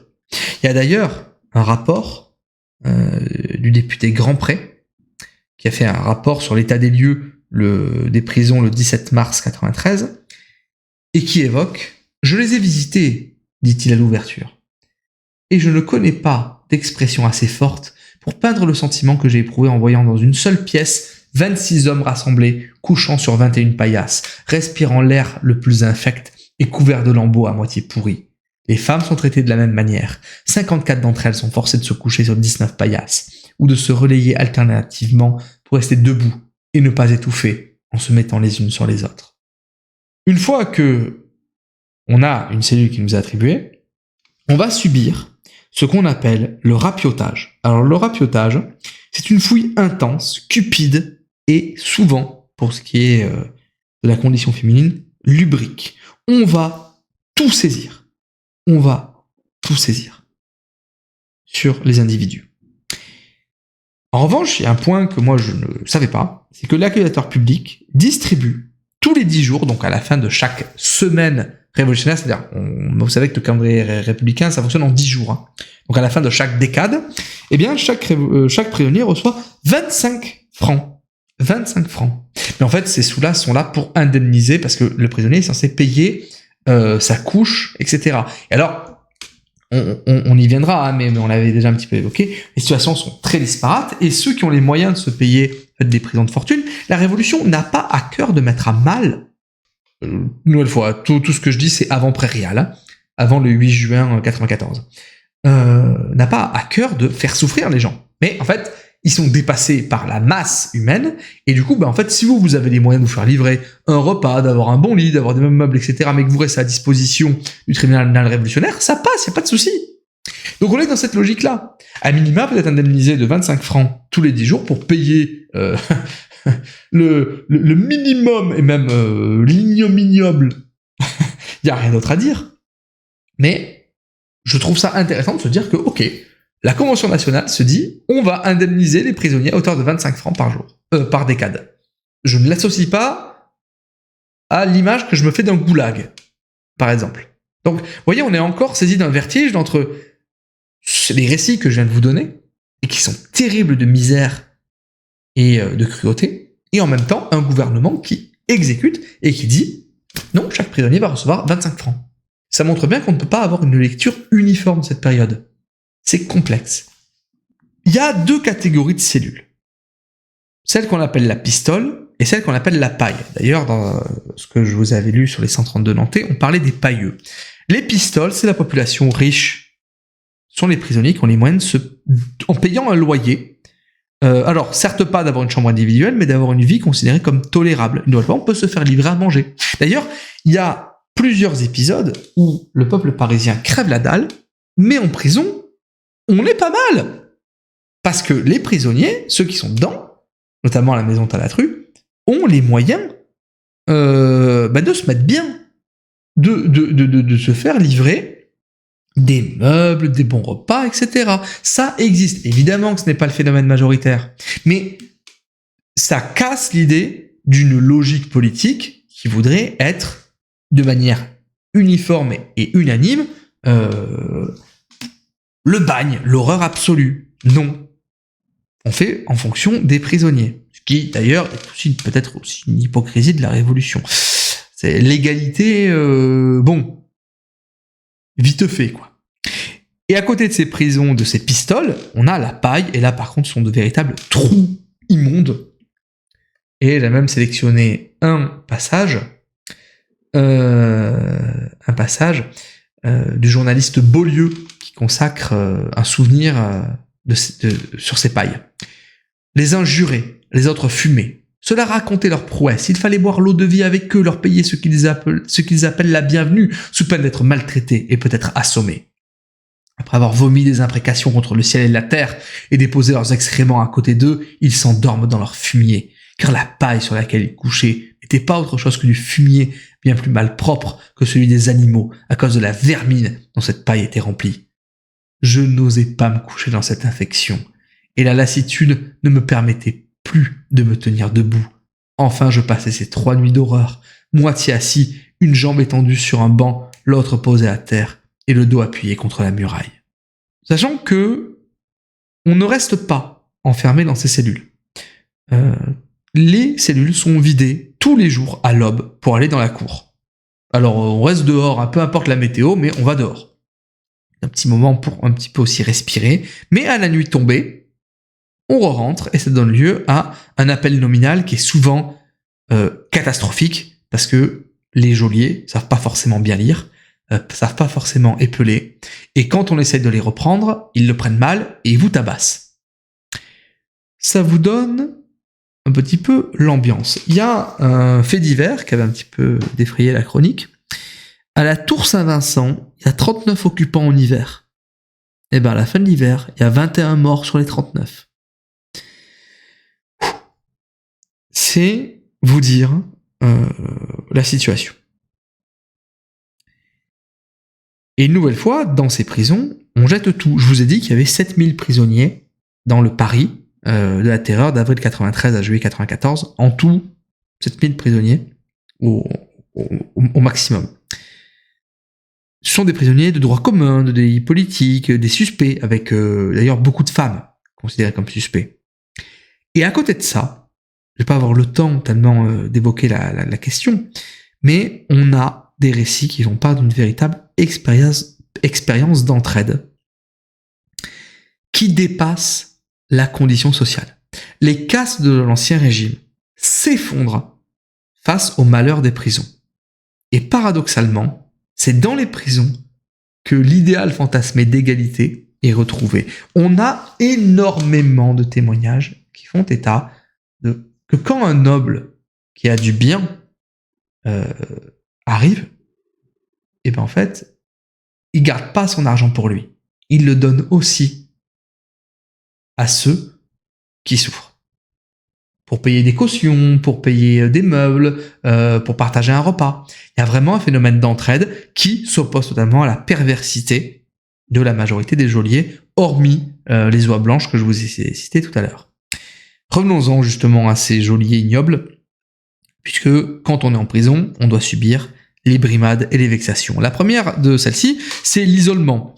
Alors, au début de 93, en fait, il n'y a pas d'organisation. Je vais même dire, il n'y a pas de verrou, il n'y a pas de barreau, il n'y a même pas de couvre-feu systématique. Pardon. C'est même autorisé d'avoir de la correspondance. Il n'y a pas de censure. C'est OK pour recevoir des visites. C'est OK pour se faire livrer de la cuisine. C'est à partir de la loi du 17 septembre 93, la loi des suspects, que ça va commencer à se braquer. Sachant qu'en plus, il y a la peur d'un nouveau 2 septembre 92, une nouvelle attaque des prisons par la foule parisienne. Et là, on va commencer à mettre en place des pratiques d'inconfort, parmi lesquelles l'isolement, l'absence de communication, l'absence de sommeil. Et là, c'est très touchant parce que Maître Bijaoui nous fait part des stratagèmes des prisonniers. Et par exemple, il y avait un prisonnier qui était isolé, qui était vraiment séparé des autres, mais il y a un chien qui pouvait, en fait, parvenir à lui. Et en fait, ce chien-là, c'est son épouse qui, par cet animal-là, va lui transmettre des lettres d'amour. Et comme ça, l'époux va pouvoir lui répondre. Et c'est le chien qui va servir d'estafette, comme ça. Et il y a plein de petits moments qui sont vraiment touchants d'humanité. Des petits moments où, dans l'horreur, on retrouve des sentiments qui, franchement, moi, me font pousser... qui me touche véritablement. Véritablement. À côté donc de cette pratique de l'isolement, donc absence de communication, mise à l'écart des autres prisonniers, même si on essaie de déjouer, il y a des visites. Alors pas les visites comme on imagine, visites au parloir, non, des visites de la garde nationale, notamment d'Henriot, le commandant, et de ses adjoints, qui sont parfaitement débiles. Il y a notamment un extrait que je le retrouve, mais vraiment des gars d'une débilité. Il y a un adjoint qui s'appelle Dupommier, qui est à la prison de Picpus, et qui interpelle un prisonnier. « Qu'est-ce que tu fais là ?» ?»« Vous en êtes témoin. Je lis. »« Et quelle est cette lecture ?»« Tenez, voyez. » Il lui tend le livre. Mais l'autre, qui ne sait pas lire, se prend de colère. « Ton procédé est insolent. Songe à me répondre. Car sans cela, je verrai ce que je dois faire. » Puisqu'il faut vous le dire, c'est... « Eh bien, dis donc, c'est Montaigne. »« Oh, puisque c'est de la montagne, continue de lire. Voilà ce qu'il faut. Mais une autre fois, ne sois pas si impertinent. Malpeste. Un livre fait par la montagne. Bravo, bravo. » Montagne et montagne. Et c'est de ces gens-là que dépend votre survie. Ensuite, il y a la visite des commissions populaires. Alors, à la base, ces commissions populaires qui sont installées par le pouvoir politique, c'est pour enquêter sur les prisons, recueillir les doléances, libérer si c'est une incarcération qui est à tort. Sauf qu'en fait, celui qui préside ça, qui est le citoyen trinchard, c'est une brute avinée en permanence, et du coup, ces commissions-là n'ont absolument aucune efficacité. Donc là-dessus, suscite énormément d'espoir, mais très très vite du désespoir. Et enfin, à côté de ces brimades et vexations, on va avoir la table commune. Comme je vous avais dit, c'est une table où tous les prisonniers se réunissent, et souvent il y a un noble qui va inviter tout le monde. Sachant qu'à l'extérieur de Paris, une nouvelle fois, je vous l'ai dit, ça crève de faim. Hein. À partir de Prairial, il y aura une interdiction de pouvoir faire bombance, et la table commune pourra finir aussi par une vexation, puisqu'il n'y aura qu'un seul repas par jour, et classiquement, ce repas, il est dégueulasse. Voilà, de manière unanime, c'est, comme vous pouvez vous l'imaginer, ignoble là-dessus. Il y a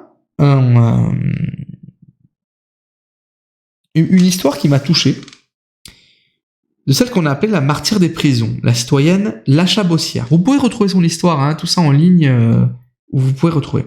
Une personne qui va être incarcérée pendant 124 jours, qui est mise au secret à la prison de la Bourbe, pour avoir donné asile à un député qui était proscrit.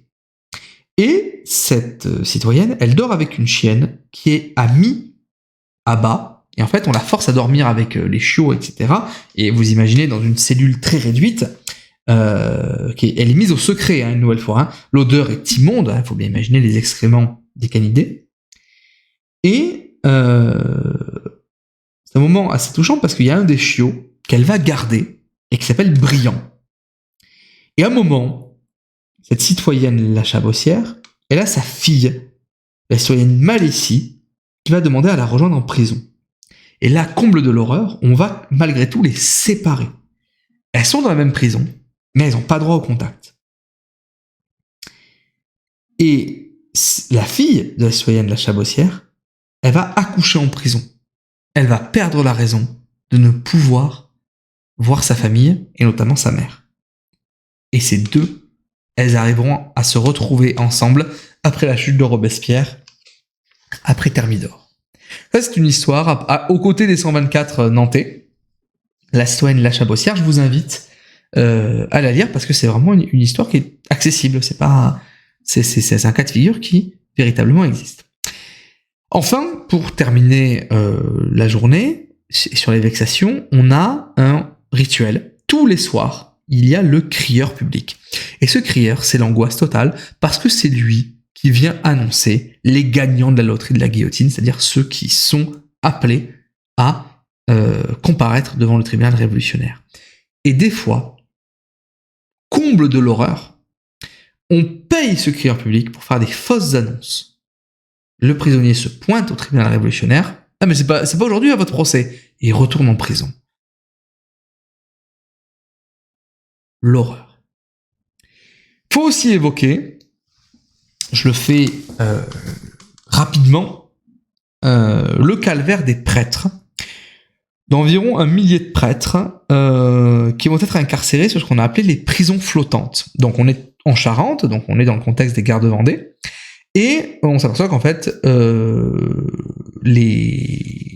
à terre, en fait, on n'a pas les locaux pour accueillir autant de prêtres réfractaires.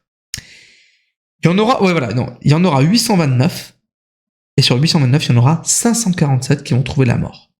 Donc quand je vous dis logique concentrationnaire, on est totalement là-dedans, puisque, qu'à cela ne tienne, on a une marine qui avait été remise sur pied par Louis XVI, mais on a les officiers de la marine qui se sont barrés, et on a la guerre face à l'Angleterre, on peut pas s'en servir de ces navires, on n'a qu'à en faire des prisons flottantes, la bonne idée. Donc le Washington va accueillir 220 de ces prêtres-là, le navire, les deux associés va en accueillir 400, et le reste va finir sur le bonhomme Richard. Et alors là, bon, je passe parce que vous imaginez l'horreur d'être dans un endroit aussi exigu qu'un navire. Mais vraiment, je vous incite à vous renseigner sur le calvaire de ces prêtres-là, puisque ils ne seront libérés que le 16 avril 95. Donc on est largement après la terreur. Faut imaginer les conditions, le scorbut, les plaies purulentes, les fièvres, les inflammations, les escarres, les châtiments, les privations, le dénuement, la météo parce que la journée on est sur le pont alors qu'il est surchargé ce pont. Enfin, horrible, à tel point que le 1er octobre 95, Jean-Paul II, le pape Jean-Paul II, procédera à la béatification de 64 de ces prêtres à qui on interdisait de prier, de faire des messes.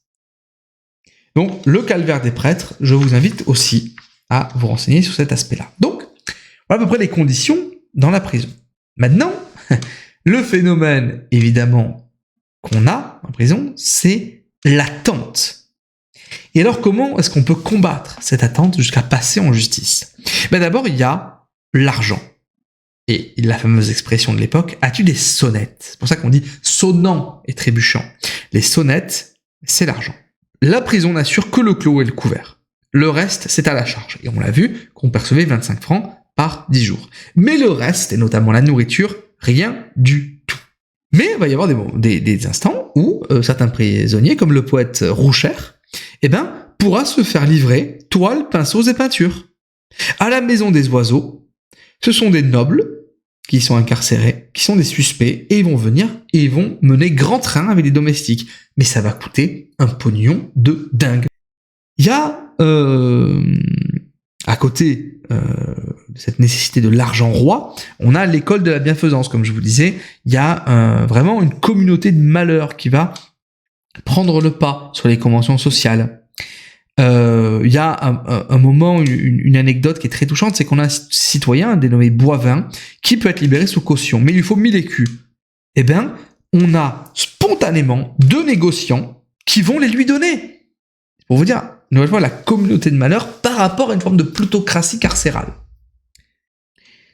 Et parce qu'à côté de tout ça, il y a un phénomène de corruption, de corrupteurs, de corrompus. Par exemple, les complices du général Dumouriez, la trahison du Dumouriez en mars 93 qui va aller jusqu'à livrer le ministre de la guerre Burnonville aux Autrichiens, Dillon et Castellane, qui sont ses complices, ils vont être libérés pour 30 000 livres. Madame Roland, on l'a déjà évoqué, accusera Fouquier-Tinville de corruption. Il y a plein de moments comme ça où l'argent ne laisse pas insensible ceux qui ont à charge de gérer les prisons. À côté de cette nécessité pécuniaire, il y a des plaisirs. On parle véritablement, dans certaines prisons, d'une vie de salon. On cause, on fait de la musique, on joue, on fait bonne chère. Il y a une détenue au Luxembourg qui a la permission de réaliser des portraits. En fait, il y a un phénomène qu'on retrouvera plus tard dans d'autres moments de l'histoire, ça se retrouve vraiment, où la frivolité prend le pas sur l'angoisse. Il y a même un emploi du temps dans les détenus qui nous est parvenu. Lever 7 heures, café chocolat, habits, nettoyage de la chambre, promenade, déjeuner à 13 heures. Après-midi, distraction, cartes, tric-trac, ballon. 17h, visite. Soir, cellule. 21h, appel. 22h, sommeil. Il y a un récit qui est tiré des Mémoires sur les prisons, un bouquin qui a été publié en 1823, et qui nous raconte un petit peu tout ça. Le soir, raconte un détenu, on se réunissait au salon, où l'on dressait une grande table. Chacun apportait sa lumière, hommes et femmes. Les hommes se mettaient autour de la grande table, les uns lisaient, les autres écrivaient. C'est un véritable cabinet de littérature. On observait le plus grand silence, ceux qui se chauffaient ayant l'attention de parler bas. Les femmes se rangeaient autour d'une petite table et y travaillaient aux ouvrages de leur sexe, les unes à broder, les autres à tricoter. Ensuite venait un petit souper ambigu. Chacun s'empressait de mettre le couvert et la gaieté remplaçant le silence, faisant oublier qu'on était en prison. De la bonne société, excellente compagnie, des égards, des attentions pour les femmes. On aurait dit qu'on était tous qu'une seule et même famille, réunis dans un vaste château. C'est pour ça que je suis obligé de lire de tels extraits, parce que si jamais je le disais, on ne me croirait pas. Je suis vraiment tombé des nues. Et il y a même, à côté de cette frivolité, le respect de l'étiquette. Même, on a vraiment une politesse entre prisonniers. Mais par contre, à côté de cette étiquette soubresaut d'aristocratie, il y a le respect du mérite. C'est-à-dire que les meilleures places sont attribuées, entre guillemets, au mérite, c'est-à-dire aux vétérans de la prison. Ceux qui ont le plus subi, ceux qui sont restés le plus longtemps, ont droit aux meilleures places. C'est comme ça que ça fonctionne, et ça, de manière unanime, c'est respecté. Et à côté de cette frivolité, à côté de l'étiquette, de cette vie de salon, on a des exercices de corps et d'esprit. On fait du sport, on danse, parfois même on organise des théâtres. On organise aussi des parades militaires pour essayer de passer le temps, de survivre à cette angoisse. Et il y a même un jeu que je ne connaissais pas qui s'appelle les bourrimés. C'est-à-dire, on vous donne des mots, et ces mots-là doivent être les conclusions de vos vers. Donc on fait de l'exercice intellectuel. Il y a même des chorales. Enfin, c'est assez inimaginable, en fait, de se figurer ça dans cet univers, une nouvelle fois, de l'horreur. Il y a un extrait qui je trouve franchement intéressant, puisqu'on avait arrêté des comédiens pour une représentation qui avait été interdite, Pamela ou La Vertu récompensée, et on avait Fleury, un acteur du théâtre français qui avait été incarcéré, qui avait fait différentes activités, et on a une partie de ses mémoires. Le corridor était notre promenade favorite. Nous descendions dès qu'on nous avait extrait de nos cachots. Les femmes sortaient à la même heure. La toilette revendiquait ses imprescriptibles droits. On paraissait le matin dans un négligé coquet, dont les parties étaient assorties avec tant de fraîcheur et de grâce que l'ensemble n'indiquait pas du tout qu'on eût passé la nuit sur un grabat. Quand les femmes avaient paru le matin en négligé, elles remontaient dans leur chambre, et sur le midi, on les voyait descendre, habillées avec recherche, coiffées avec élégance. Les manières n'étaient pas celles du matin, elles avaient quelque chose de plus prononcé et une sorte de dignité. Sur le soir, on paraissait en déshabillé. Je suis persuadé que, à cette époque, aucune promenade de Paris n'offrait de réunion de femmes mises avec autant d'élégance que la cour de la prison de la Conciergerie à midi. Elle ressemblait à un pater orné de fleurs, mais encadré dans du fer. La France est probablement le seul pays, et les Françaises les seules femmes du monde capables d'offrir des rapprochements aussi bizarres et de porter ce qu'il y a de plus attrayant, de plus voluptueux au sein de ce que l'univers peut offrir de plus repoussant et de plus horrible. Le voisinage des femmes nous procurait des distractions agréables. Il nous arrivait souvent de déjeuner avec elles. Des bancs à peu près à hauteur d'appui étaient adaptés de part et d'autre à la grille. On y posait pêle-mêle les services du déjeuner, et s'il restait quelque espace du côté des femmes, les gardes ne manquaient pas de s'en emparer. Tout en dépêchant des mets que l'appétit assaisonnait, les propos délicats, les allusions fines, les réparties brillantes étaient échangées de la grille à l'autre. On y parlait agréablement de tout, sans s'appesantir sur rien. Là, le malheur était traité comme un enfant méchant dont il ne fallait que rire. Et dans le fait, on y riait très franchement de la divinité de Marat, du sacerdoce de Robespierre, de la magistrature de Fouquier, et on semblait dire à cette valetaille ensanglantée « Vous nous tuerez quand il vous plaira, mais vous ne nous empêcherez pas d'être aimables. » Mais quelle France! Moi, quand je dis ça, mais quel panache! Ce bouquin est une merveille. Vraiment, je vous incite vraiment à le lire. À côté de l'étiquette, de ces jeux d'esprit, de cette vie de salon, de ces plaisirs, en définitive, on en a aussi un autre, bien naturel. C'est l'amour. Et vous voyez que dans le récit que je viens de vous donner, qui sont tirés des mémoires du citoyen Beugnot, on voit qu'il y a une forme de galanterie. Les femmes passent du temps à coudre, à laver, à se rendre coquettes. À côté de ces jeux de séduction, il y a l'amour conjugal qui existe toujours. Et tout le monde est témoin du dévouement qui s'épuise dans les démarches.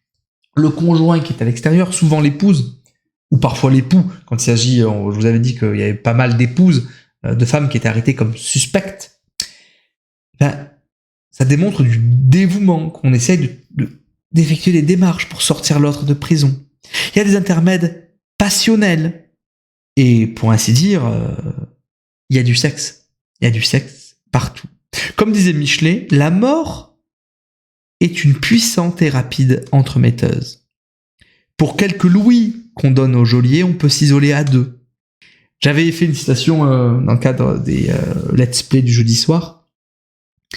Il y avait la marquise de Pons qui s'en prenait au citoyen Corté qui draguait la princesse de Monaco.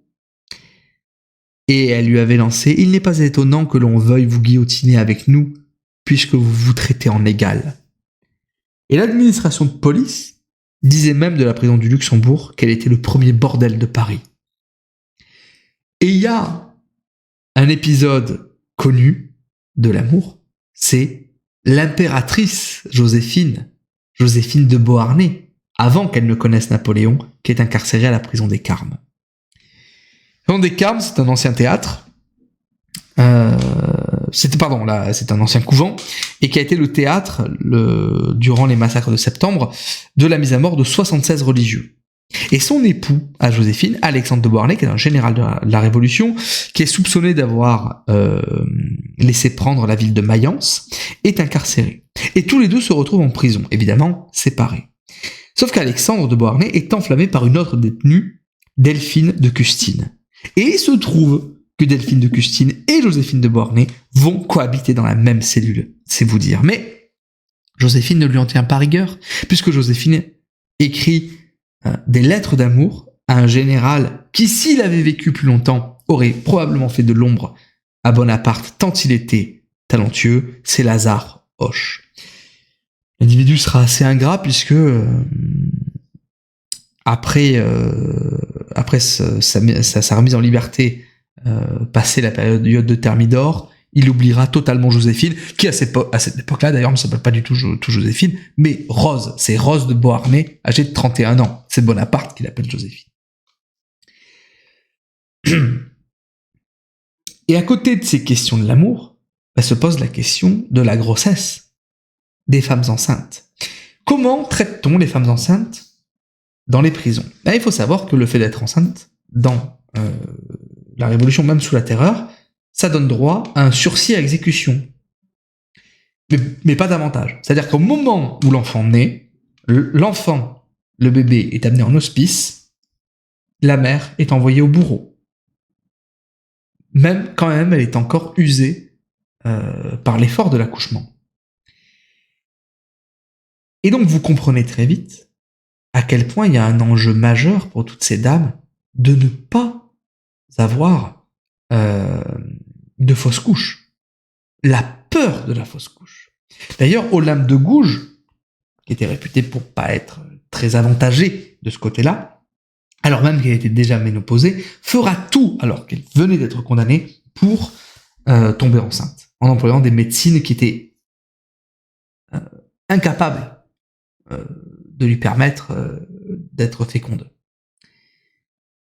La princesse de Monaco, qu'on a évoquée juste avant, se déclarera enceinte juste pour qu'elle ait le temps, donc on repérera que finalement elle ne l'était pas, pour transmettre à ses enfants une partie de ses cheveux, en souvenir d'elle. On reviendra sur la condition féminine durant la Révolution, mais gardez bien en tête que dans ces prisons, le fait d'avoir des relations sexuelles et de tomber enceinte, c'est un billet pour la sortie. Enfin, en tout cas, un sursis à exécution, on gagne du temps, on trompe la mort. Il faut aussi évoquer l'enjeu majeur de la santé. Alors, les récits que je vous ai faits, notamment le 132 nantais, très franchement, ne font pas la part belle à l'hygiène et à la convalescence des prisonniers. Même pour autant, les régimes politiques qui vont succéder durant cette période révolutionnaire vont mettre en place des maisons de santé. Et il y en a, je parlais de la maison des oiseaux, de l'hôtel Talatru, ou encore de la maison des Capucins, qui sont véritablement des prisons 4 étoiles. À distinguer des maisons de santé qui vont être prises en charge directement par le pouvoir politique. Et qui vont essayer de faire ce qu'ils peuvent. N'en a pas moins que, d'une manière assez générale, ces maisons de santé vont faire ce qu'elles peuvent, mais sont tout de même des endroits meilleurs que le reste des prisons. Notamment un hospice prison, qui est l'ancien palais de l'archevêque Gobel. Son palais est disponible. Alors c'est assez cynique comment c'est raconté, parce que, en fait, quand on dit « Ah ouais, faudrait créer une nouvelle pharmacie, etc. » Ne vous en faites pas, un apothicaire finira bien, sous peu, par passer à la guillotine. Et donc on pourra saisir ses meubles. Ah, ça crée une ambiance. Mais c'est comme ça qu'on va constituer cet hospice-prison au sein du palais de l'archevêque.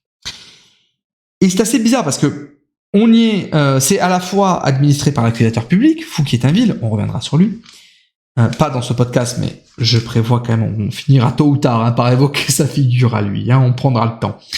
Donc l'administration est confiée à l'accusateur public, mais on n'est admis que sur avis médical. Et de manière tout à fait répandue, l'hospice est très très bien équipé. Il est éclairé, il est chauffé, il est aéré, les lits sont en chêne. Alors c'est assez amusant parce que chacune des salles donne lieu à l'expression de l'imaginaire fantasmagorique de la Révolution. On a la salle des montagnards, de la République, de l'égalité. Bon. Et c'est pareil, l'administration est partagée entre l'individu qu'on appelle l'économe, qui veille au maintien de l'ordre et des stocks, et le concierge, qui lui est là pour surveiller, parce que ça reste quand même une prison. Et cet hospice prison bénéficie d'un médecin et de 2 chirurgiens qui font des visites 2 fois par jour. Et on dit même que les repas y sont abondants. Et à côté de ça, il y a des médecins qui font des rondes dans les autres prisons. On a notamment Anguchard et Nori, qui sont réputés pour être des colosses brutaux et grossiers, qui ne connaissent qu'un seul traitement, la saignée. On est à la fin du XVIIIe siècle, on en est encore à la saignée avec ces 2 gars-là.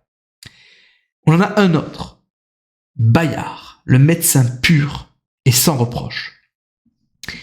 Lui, c'est un modèle d'humanité. Il est accompagné et assisté par son épouse et ses filles, et c'est de lui-même qu'il paye les médicaments.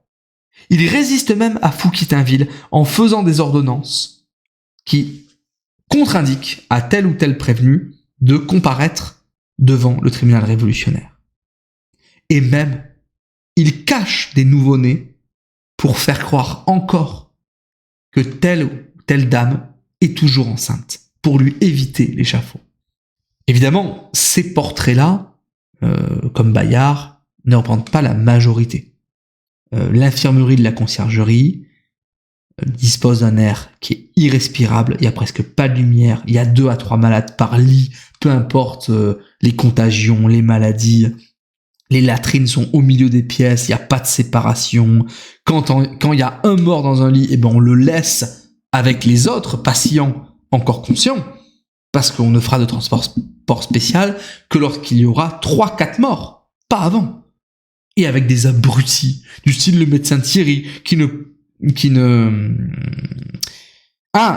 soigne que par des tisanes, et qui passe 22 minutes pour examiner pas moins de 40 patients. 22 minutes. Alors que le mal sévit dans ces prisons. Le typhus, la dysenterie, les poux, la diarrhée. Le petit Louis XVII, faut pas oublier qu'il est mort de tuberculose. On meurt de maladies dans ces prisons. Un autre thème qui est abordé, très intéressant, c'est la question de la fuite et des évasions. Alors en vrai, elles sont assez rares. Déjà parce que ceux qui sont arrêtés, en fait, ils ont tous des raisons, la plupart, pour ne pas s'enfuir. Les clercs et les nobles, par exemple, ne s'enfuient pas parce que pour eux, il y a pire que la mort, c'est le ridicule. Et puis il y a aussi la conviction d'être innocent. Et puis une forme de résignation. C'est on subit son sort. Parfois on l'accepte. Il y a aussi l'espoir de se dire qu'au bout d'un moment, au bout du tunnel, il y a bien quelqu'un qui va se rendre compte qu'on est effectivement innocent. Il y a quand même quelques cas d'évasion qui sont très drôles. Il y a notamment un cas où Fouquier-Tinville croise ce qu'on appelle un porte-clés, c'est-à-dire quelqu'un qui, comme son nom l'indique, porte les clés de la cellule. Il le croise à la conciergerie. La conciergerie, c'est la prison qui est située... c'est pas pour rien qu'on parle... la conciergerie, c'est le tribunal révolutionnaire. C'est la prison qui est adossée au tribunal révolutionnaire. Dans le palais de justice de la cité. Et il croise un porte-clés. Et il lui dit, bon allez hop, tu vas prévenir mon épouse, là, que je vais finir tard. Et c'est vrai que Fouquier-Tinville, il avait des horaires, mais innommables. Hein. Le gars était quand même un bourreau de travail. En plus d'être un bourreau tout court. Et il l'envoie, du coup, ce porte-clés. Il rentre chez lui et son épouse lui fait lui commence une dispute en disant mais qu'elle n'avait pas été prévenue. Il dit ben si, je t'ai envoyé un porte-clés. Et à l'appel du lendemain, on s'apercevra qu'une des condamnées ne répond pas. C'était elle qui s'était dissimulée en porte-clés. Et je peux vous dire le ridicule de Fouquier-Tinville. Ça, c'est fort. Il y a un autre cas qui m'a beaucoup touché, le chien Ravage. Chien Ravage, à la conciergerie, il y a 6 molosses. Et le plus fort d'entre eux s'appelle Ravage. C'est un véritable cerbère. Et il y a 3 prisonniers qui arrivent à scier leurs barreaux. Mais il reste quand même Ravage à franchir. Et alors, on s'était fait procurer des pieds de mouton. Ils donnent ça aux chiens et ils peuvent s'enfuir. Et quand on retrouvera l'animal, il avait au bout de sa queue un assignat de 100 sous, un truc qui n'a aucune valeur. Mais c'est pour dire à quel point le panache de ces prisonniers, de ces 3 gars, qui vont vraiment se foutre de la gueule de leur geôlier. Il n'y a pas d'autre mot. On évoque la fuite, mais la fuite, elle n'est pas seulement physique. Elle peut être aussi plus définitive. La liberté, c'est soit au-delà des murs, soit au-delà des conditions de l'existence. Et il y a pas mal de suicides en prison. On avait déjà évoqué le cas de Jean-Marie Roland, qui en apprenant le sort qui avait été fait à sa femme, a décidé de se transpercer avec sa canne épée. Il y a également l'homélie de Brienne. Et ce qui est très répandu en prison, ce sont les pastilles de laudanum, les pastilles de Calais, ou alors on tente de se défenestrer. Donc, il y a vraiment ces aspects-là du suicide. Enfin, il y a le grand départ. Dans ces grands départs, il faut prendre quelques instants pour parler de ce qu'on a appelé les conspirations de fabrique. La loi de prairiale de juin 1994, donc qui est vraiment l'œuvre de Robespierre, a pour effet plus d'enquêtes, plus d'interrogatoires, plus de témoins à décharge, plus d'avocats. Il n'y a que la mort qui est possible ou la disculpation. Et on va, par ces conspirations de fabrique, jeter au tribunal révolutionnaire des paquets de prisonniers pour vider les prisons. Ça peut être le cas, la conspiration de Bicêtre, la conspiration du Luxembourg, la conspiration des Carbes, la conspiration à Saint-Lazare. Et on parle à chaque fois 37 personnes, 155, 49, 76. Et ça, c'est possible parce que les prisons sont infiltrées par ce qu'on appelle des moutons, qui sont des prisonniers mouchards et agitateurs qui vont parfois fomenter des fausses révoltes pour voir qui va y participer. Et donc on provoque, parce que souvent les dossiers des suspects, etc., c'est vide, c'est rien, donc on va créer des motifs de comparution devant le tribunal révolutionnaire. Et donc ça amène de véritables fournées devant la juridiction et procéder à de grandes condamnations. On parle du départ vers la mort, soit de manière précipitée, par le biais de ces conspirations, de manière plus usuelle en attendant que ça se passe enfin. Et alors, faut discuter du service des âmes et du coup de l'exercice du culte. La Commune de Paris, fin 93, ferme les églises et il y a même des profanations dans le reste du pays. Profanations de monastères, de temples, de sanctuaires. Mais en revanche, en parallèle, il y a une liberté religieuse absolument totale en prison.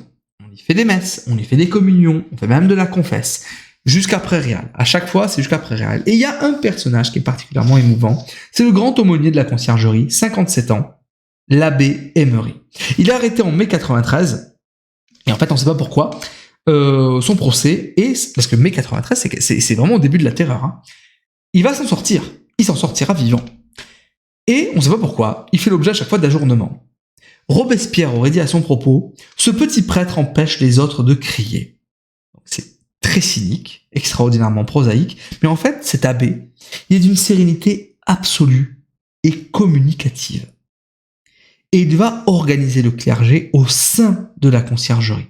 Il va même organiser des séances de méditation où les prisonniers, pour s'isoler du brouhaha, se mettront de la mie de pain dans les oreilles. Au point même, il va faire l'objet d'une telle fascination, cet abbé Emery, que certains détenus baisent les endroits où il est allé, comme s'il était un saint vivant. Il va mourir tranquillement en 1811, sous l'Empire napoléonien, tranquillement à son séminaire. C'est une belle histoire. On parle de l'exercice du culte en prison, mais le problème, c'est que la Révolution ne permet pas toujours qu'on puisse avoir les derniers sacrements. Alors on a ce qu'on appelle les aumôniers de la guillotine. Ce sont des prêtres qui se travestissent pour passer incognito, soit en avocat, soit en ouvrier, soit en facteur, pour franchir les cellules les plus récalcitrantes et accomplir leur mission sacrée. Et parmi eux, il y en a un certain nombre qui sont dans la foule, qui sont dissimulés, incognito, et qui font un signe aux condamnés à mort. Et d'un seul regard, eh bien, ils vont l'absoudre de ses péchés. Il faut bien se rendre compte que c'est extraordinairement important, l'absolution des péchés, pour la masse d'individus qui sont encore vraiment attachés à la religion. Ça va être particulièrement le cas pour le procès, l'exécution des parlementaires de Toulouse, qui vont être livrés en pagaille à l'échafaud et qui n'auront même pas le temps, en fait, de consulter un prêtre juste au moment fatidique. Ce ne sera pas possible. Et bien, au pied de l'échafaud, il y en a plusieurs qui se seront donné le mot pour que discrètement, ils leur fassent les signes des croix. C'est quand même très touchant à quel point il y a quantité de prêtres qui ont accompli leur mission jusqu'au bout. D'ailleurs, il y a un épisode historique qui est assez connu, c'est la communion de la reine. Il y a eu un tableau où on voit l'abbé Magnien avec 2 gendarmes en train de s'agenouiller. Très touchant. Hein, et c'est complètement fou de se dire, c'est à la conciergerie, la reine Marie-Antoinette reçoit un billet qui annonce la venue de l'absolution, et c'est d'abord Emery qui va le faire à travers la porte, ce qui est quand même assez un miracle, parce que pour atteindre Marie-Antoinette, qui était tenue au secret total, c'est une belle prouesse. Mais il y aura en plus cette scène de communion. Donc c'est dire vraiment à quel point, dans ces prisons, c'est vraiment un autre temps de la Révolution. Et c'est pour ça que c'est extraordinairement hétéroclite, comme je vous le disais en propos introductifs. Enfin, il est temps d'y aller. Il est temps d'aller comparaître au tribunal révolutionnaire. Et là, il y a l'arrivée des huissiers de Fouquier-Tinville qui font un appel, et ceux qui sont appelés, et c'est un appel qui des fois dure des heures, hein, sont conduits au tribunal révolutionnaire. Et là, ces gens vont attendre à la conciergerie, en proie à ce qu'on appelle les furies de la guillotine, ce sont des femmes qui hurlent et qui leur jettent des ordures. Et ils vont obtenir chacun ce qu'on appelle le journal du soir. C'est un billet sur lequel figure juste l'acte d'accusation, et comme je vous l'avais dit, cet acte d'accusation, dans les derniers moments de la terreur, se résume à « ennemi du peuple ». Débrouille-toi avec ça pour assurer ta défense. La nuit est atroce. D'ailleurs, pour Malesherbes aura ce mot sur son journal du soir qu'il recevra d'être prévenu de s'être rendu ennemi du peuple. Malesherbes aura ce mot formidable. Vous savez que les avocats de Paris, s'ils ne portent pas, vous savez, une robe d'avocat, il y a à l'épaule gauche ce qu'on appelle l'épitoge, et il y a de l'hermine, ou de la fausse hermine. En ce qui me concerne, moi, c'est pas de l'hermine, hein, c'est de la fausse fourrure. À Paris, il n'y a pas cette partie blanche. Elle a été coupée en deuil, en souvenir de Malesherbes. Et celui-ci a eu le beau mot de dire « si cela avait encore le sens commun ». C'est-à-dire que jusqu'au bout, le gars se moque quand même de ses geôliers. Admirable. L'audience se tient, sans garantie procédurale, on enchaîne. Il y a un témoignage de Réal que je trouve intéressant. Alors, que je le retrouve. Oui, voilà, c'est un témoignage sur les conditions du procès. Abomination et scandale dans la grande salle qui précède le lieu des séances. Cette salle ressemble à une ruelle. Il s'y vend de tout. On y lâche de l'eau, l'on y fait des indécences de toute espèce, et la majeure partie de ceux qui y passent la journée est composée d'oisifs, de filles publiques et quelquefois même d'individus sans asile qui y passent la nuit. Il est reconnu maintenant que l'accusation était pour la forme, le tribunal pour la forme, les débats pour la forme, tout était forme et représentation. Il n'y avait de vrai que la liste des accusés.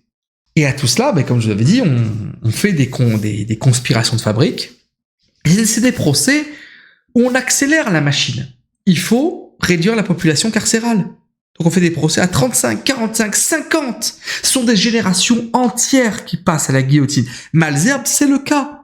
C'est toute sa famille avec lui qui y passe. Et alors là, le prisonnier a droit à la toilette mortuaire. Le rapiotage, c'est pour l'entrée. La toilette, c'est pour la sortie. On retire tout ce qu'il a pu subsister encore, et on ne laisse que le vêtement strictement nécessaire. On échancre la chemise, on abat la chevelure. Et là, on arrive devant l'échafaud. Et l'obsession des prisonniers, c'est de laisser un souvenir. Alors là, par contre, il y a des moments absolument incroyables. Charlotte Corday, elle reçoit l'autorisation par le comité de sûreté générale de poser devant le peintre Auer. On a son tableau juste avant qu'elle ne soit confrontée à la guillotine. Bon, alors évidemment, contre quelques sonnettes, on peut transmettre des éléments au guichetier, et notamment des lettres d'adieu. Et là, je ne peux pas résister à une lettre qui me fait chialer. C'est la lettre de Camille Desmoulins. On fera un point sur Camille Desmoulins, qui est guillotiné avec Danton et tous ceux qui ont été considérés comme les indulgents, et qui était fou amoureux de sa Lucille. Je te reverrai un jour, ô Lucille, ô Annette. Sensible comme je l'étais, la mort qui me délivre de la vue de tant de crimes est-elle un si grand malheur? Adieu Loulou, adieu ma vie, mon âme, ma divinité sur la terre. Je te laisse de bons amis, tout ce qu'il y a d'hommes vertueux et sensibles. Adieu Lucille, ma chère Lucille, adieu Horace, Annette, Adèle, adieu mon père. Je sens fuir devant moi le rivage de la vie. Je vois encore Lucille, je la vois ma bien-aimée. Ma Lucille, mes mains liées t'embrassent, et ma tête séparée repose encore sur toi, ses yeux mourants. Voilà, ça me fait à chaque fois quelque chose de lire cette lettre d'adieu. Et la plupart de ceux qui vont passer sur l'échafaud vont faire montre, comme Louis XVI, comme Marie-Antoinette, d'un courage et d'une dignité exemplaire. On a la comtesse de Beaume qui témoigne. Tous les condamnés périssaient avec calme et dignité. Il fallait dès lors se préparer à cette funeste destinée, la subir avec honneur, et à cette fin l'envisager, la discuter, s'y disposer avec sagesse. Un jour donc, me trouvant seul dans ma chambre, auprès d'une petite table sur laquelle j'appuyais mes 2 mains croisées sur mes yeux, je me dis mentalement, il faut mourir prochainement, avant 30 ans, de la main du bourreau, au milieu des vociférations d'une multitude égarée. Il faut mourir sans gloire, sans utilité aucune, n'excitant ni regret ni étonnement. Quel délit ai-je commis? Qu'importe. Il ne s'agit pas seulement de terminer mes jours sur un échafaud, il faut encore que ma conduite, dans cet instant suprême, s'accorde avec mes sentiments, mon éducation et la dignité qui me convient. Il y a même une tirade absolument incroyable du maréchal Philippe de Noailles, où on lui dit « Courage, maréchal, courage !» Et lui, il répond, c'est un vieillard le bonhomme. Et il répond à la foule, à 15 ans, je suis monté à l'assaut pour mon roi. À près de 80 ans, je monterai à l'échafaud pour mon Dieu. Il y a même une jeune fille, qu'on appelle la jeune Églée de 18 ans, qui, s'approchant d'un aristocrate qui pleure, elle lui fit « Fi donc, pleurez! Sachez, monsieur le duc, que ceux qui n'ont pas de nom en acquièrent un ici, et que ceux qui en ont un ont le devoir de le porter. » Et avant cette confrontation terrible avec la guillotine et la terreur que devait être la vue de cette lame, il faut encore se confronter à ce qu'on appelait la bière des vivants, c'est-à-dire la charrette qui conduit à l'échafaud. Et il se trouve que l'échafaud ne va avoir de cesse d'être déplacé. Place de la Révolution, ça ne va durer qu'une année, parce que les furies autour de la guillotine gênent le commerce. Alors on le déplace au faubourg Saint-Antoine, à la place de la Bastille. On n'en veut pas non plus, parce que la terre n'y absorbe pas suffisamment le sang et que les odeurs qui s'en dégagent sont nauséabondes. Alors on la déplace encore à la barrière du trône, cette barrière-là, cette barrière fiscale à l'extérieur du centre de Paris, qui va devenir la place du trône renversé. C'est un trajet qui dure plus d'1 heure. Et c'est justement à la place du trône qu'on va créer le cimetière de Picpus. Un trajet qui dure 1 heure, avec les vociférations, etc. Et puis enfin, le moment final. Ce calvaire des prisons prendra véritablement fin, c'est pas qu'une image anti-robespierriste, après Thermidor. Il faut vous figurer l'espoir de cette nuit des 8, 9 et 10 Thermidor quand on entend la canonnade entre la convention menée, les troupes de la garde nationale menées par Barras, qui va devenir directeur, et la commune insurrectionnelle de Paris à l'hôtel de ville. Et on a peur d'un nouveau massacre de septembre. À tel point que dans les prisons, on brise des meubles, on se prépare à la défense. Et puis, finalement, on apprend la mort de Robespierre. On apprend la mort de Robespierre. Bicoque, dans son bouquin, dans ses mémoires, En prison sous la terreur, nous fait part de cet instant où ils apprennent la mort de Robespierre. Il est impossible de décrire les transports d'allégresse auxquels nous nous livrâmes. On s'embrassait, on se félicitait mutuellement, on se racontait ce qui était parvenu à la connaissance de chacun, des détails de l'événement de la veille. On s'élançait avec impatience dans l'avenir. On recouvrait en espérant sa liberté avec toutes ses douceurs. Enfin, on redevenait homme, citoyen, chef de famille. Parce qu'au moment de la mort de Robespierre, en fait, la plupart des personnels de prison prennent la poudre d'escampette. Et donc, on en sort, on en est libre. Donc oui, il y a des remises en liberté en masse. Et alors, ce qui est très curieux, c'est que la foule laisse part, par contre, là où il s'apprêtait à lyncher la veille, maintenant, c'est des instants de liesse populaire à chaque délivrance. Et ce qu'il faut se rappeler, c'est que pour la plupart, en tout cas un grand nombre de ces détenus qui sont enfin délivrés, ils vont se retrouver dans le dénuement le plus total. Pas d'argent, les biens ont été saisis. Pas de famille, ils sont passés déjà à la guillotine avant eux. Pas de foyer. C'est dur, hein. Voilà qui conclut ce survol de la condition carcérale sous la Révolution et sous la Terreur. Je vous incite une nouvelle fois, véritablement, si vous êtes intéressé par le sujet, à vous procurer. Il est vraiment accessible et pas très cher en ligne. Prisonnier et prison de la terreur de Rémi Bijaoui. C'est un auteur que je retrouverai très volontiers parce que il a aussi écrit une histoire de la justice de l'Inquisition et c'est un thème que je veux aborder. Et comme j'ai adoré son travail, je me procurerai je veux relire du Bijaoui parce que c'est un bijou. Le jeu de mots, il est gratos, mais il est mérité. Voilà. On se retrouve pour d'autres podcasts sur le droit durant la période révolutionnaire. Le prochain, ça sera sur une nouvelle fois la condition féminine. Et ensuite, j'espère pouvoir entamer toute une série. Alors, ce sera des podcasts beaucoup plus courts, mais il y en aura plusieurs, sur 3 individus liés entre eux dans un mouvement politique sous la Révolution, où on va lire des biographies et les commenter, les préciser, etc. sur la base du travail qui avait été accompli. J'en le cite souvent durant les let's play du jeudi soir, du dictionnaire historique de la Révolution. Donc, par exemple, le premier de ces podcasts traitera de Mirabeau, de Lafayette et de Lepelletier, de Saint-Fageau, qu'on a évoqué en début de ce podcast.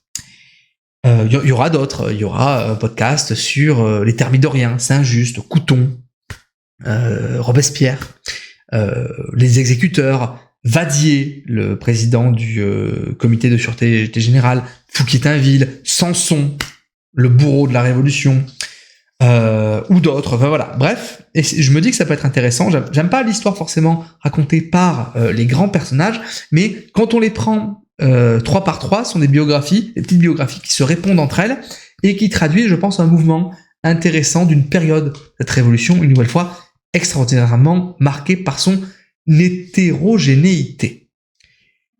Voilà ce que je pouvais vous dire sur ce sujet-là. Une nouvelle fois, je ne suis pas historien, mais je crois que à l'issue de ce podcast, on aura quand même pas mal abordé la question des prisons, les conditions de vie, de survie, de calvaire des prisonniers, et que de mesurer, et je crois que ça peut être quelque part ce qui pourrait faire consensus sur l'idée révolutionnaire aujourd'hui, sur cette période, c'est à quel point les idées étaient belles, mais à quel point elles ont coûté cher. Je crois qu'il faut en avoir vraiment conscience. Et je pense, en tout cas c'est ma conviction, que la révolution est une belle idée. Vive la nation, vive la révolution, vive les droits de l'homme. Mais ne jamais oublier le coup faramineux qu'elle a eu sur le genre humain. Et cette étude sur les prisons a vraiment permis, pour moi, m'a permis de mettre le doigt sur justement cette quintessence de la révolution.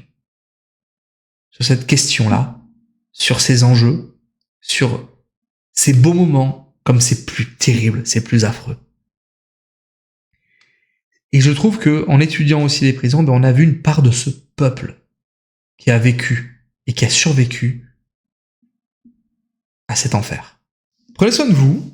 Je vous dis à très vite sur Abîme du droit. Très hâte d'avoir vos commentaires, vos retours, parce que, évidemment, gardez bien en tête que tout ça mérite d'être approfondi, exploité, critiqué, commenté, sans cesse. Il faut que ça reste un sujet qui soit constamment en débat. C'est notre histoire, on en est les dépositaires, et il n'y a pas de mal à l'aborder dans un sens ou dans un autre. Faut surtout pas que ça tombe dans l'oubli. C'est ce qui me motive à aborder toutes ces questions juridiques et historiques sur cette petite chaîne YouTube.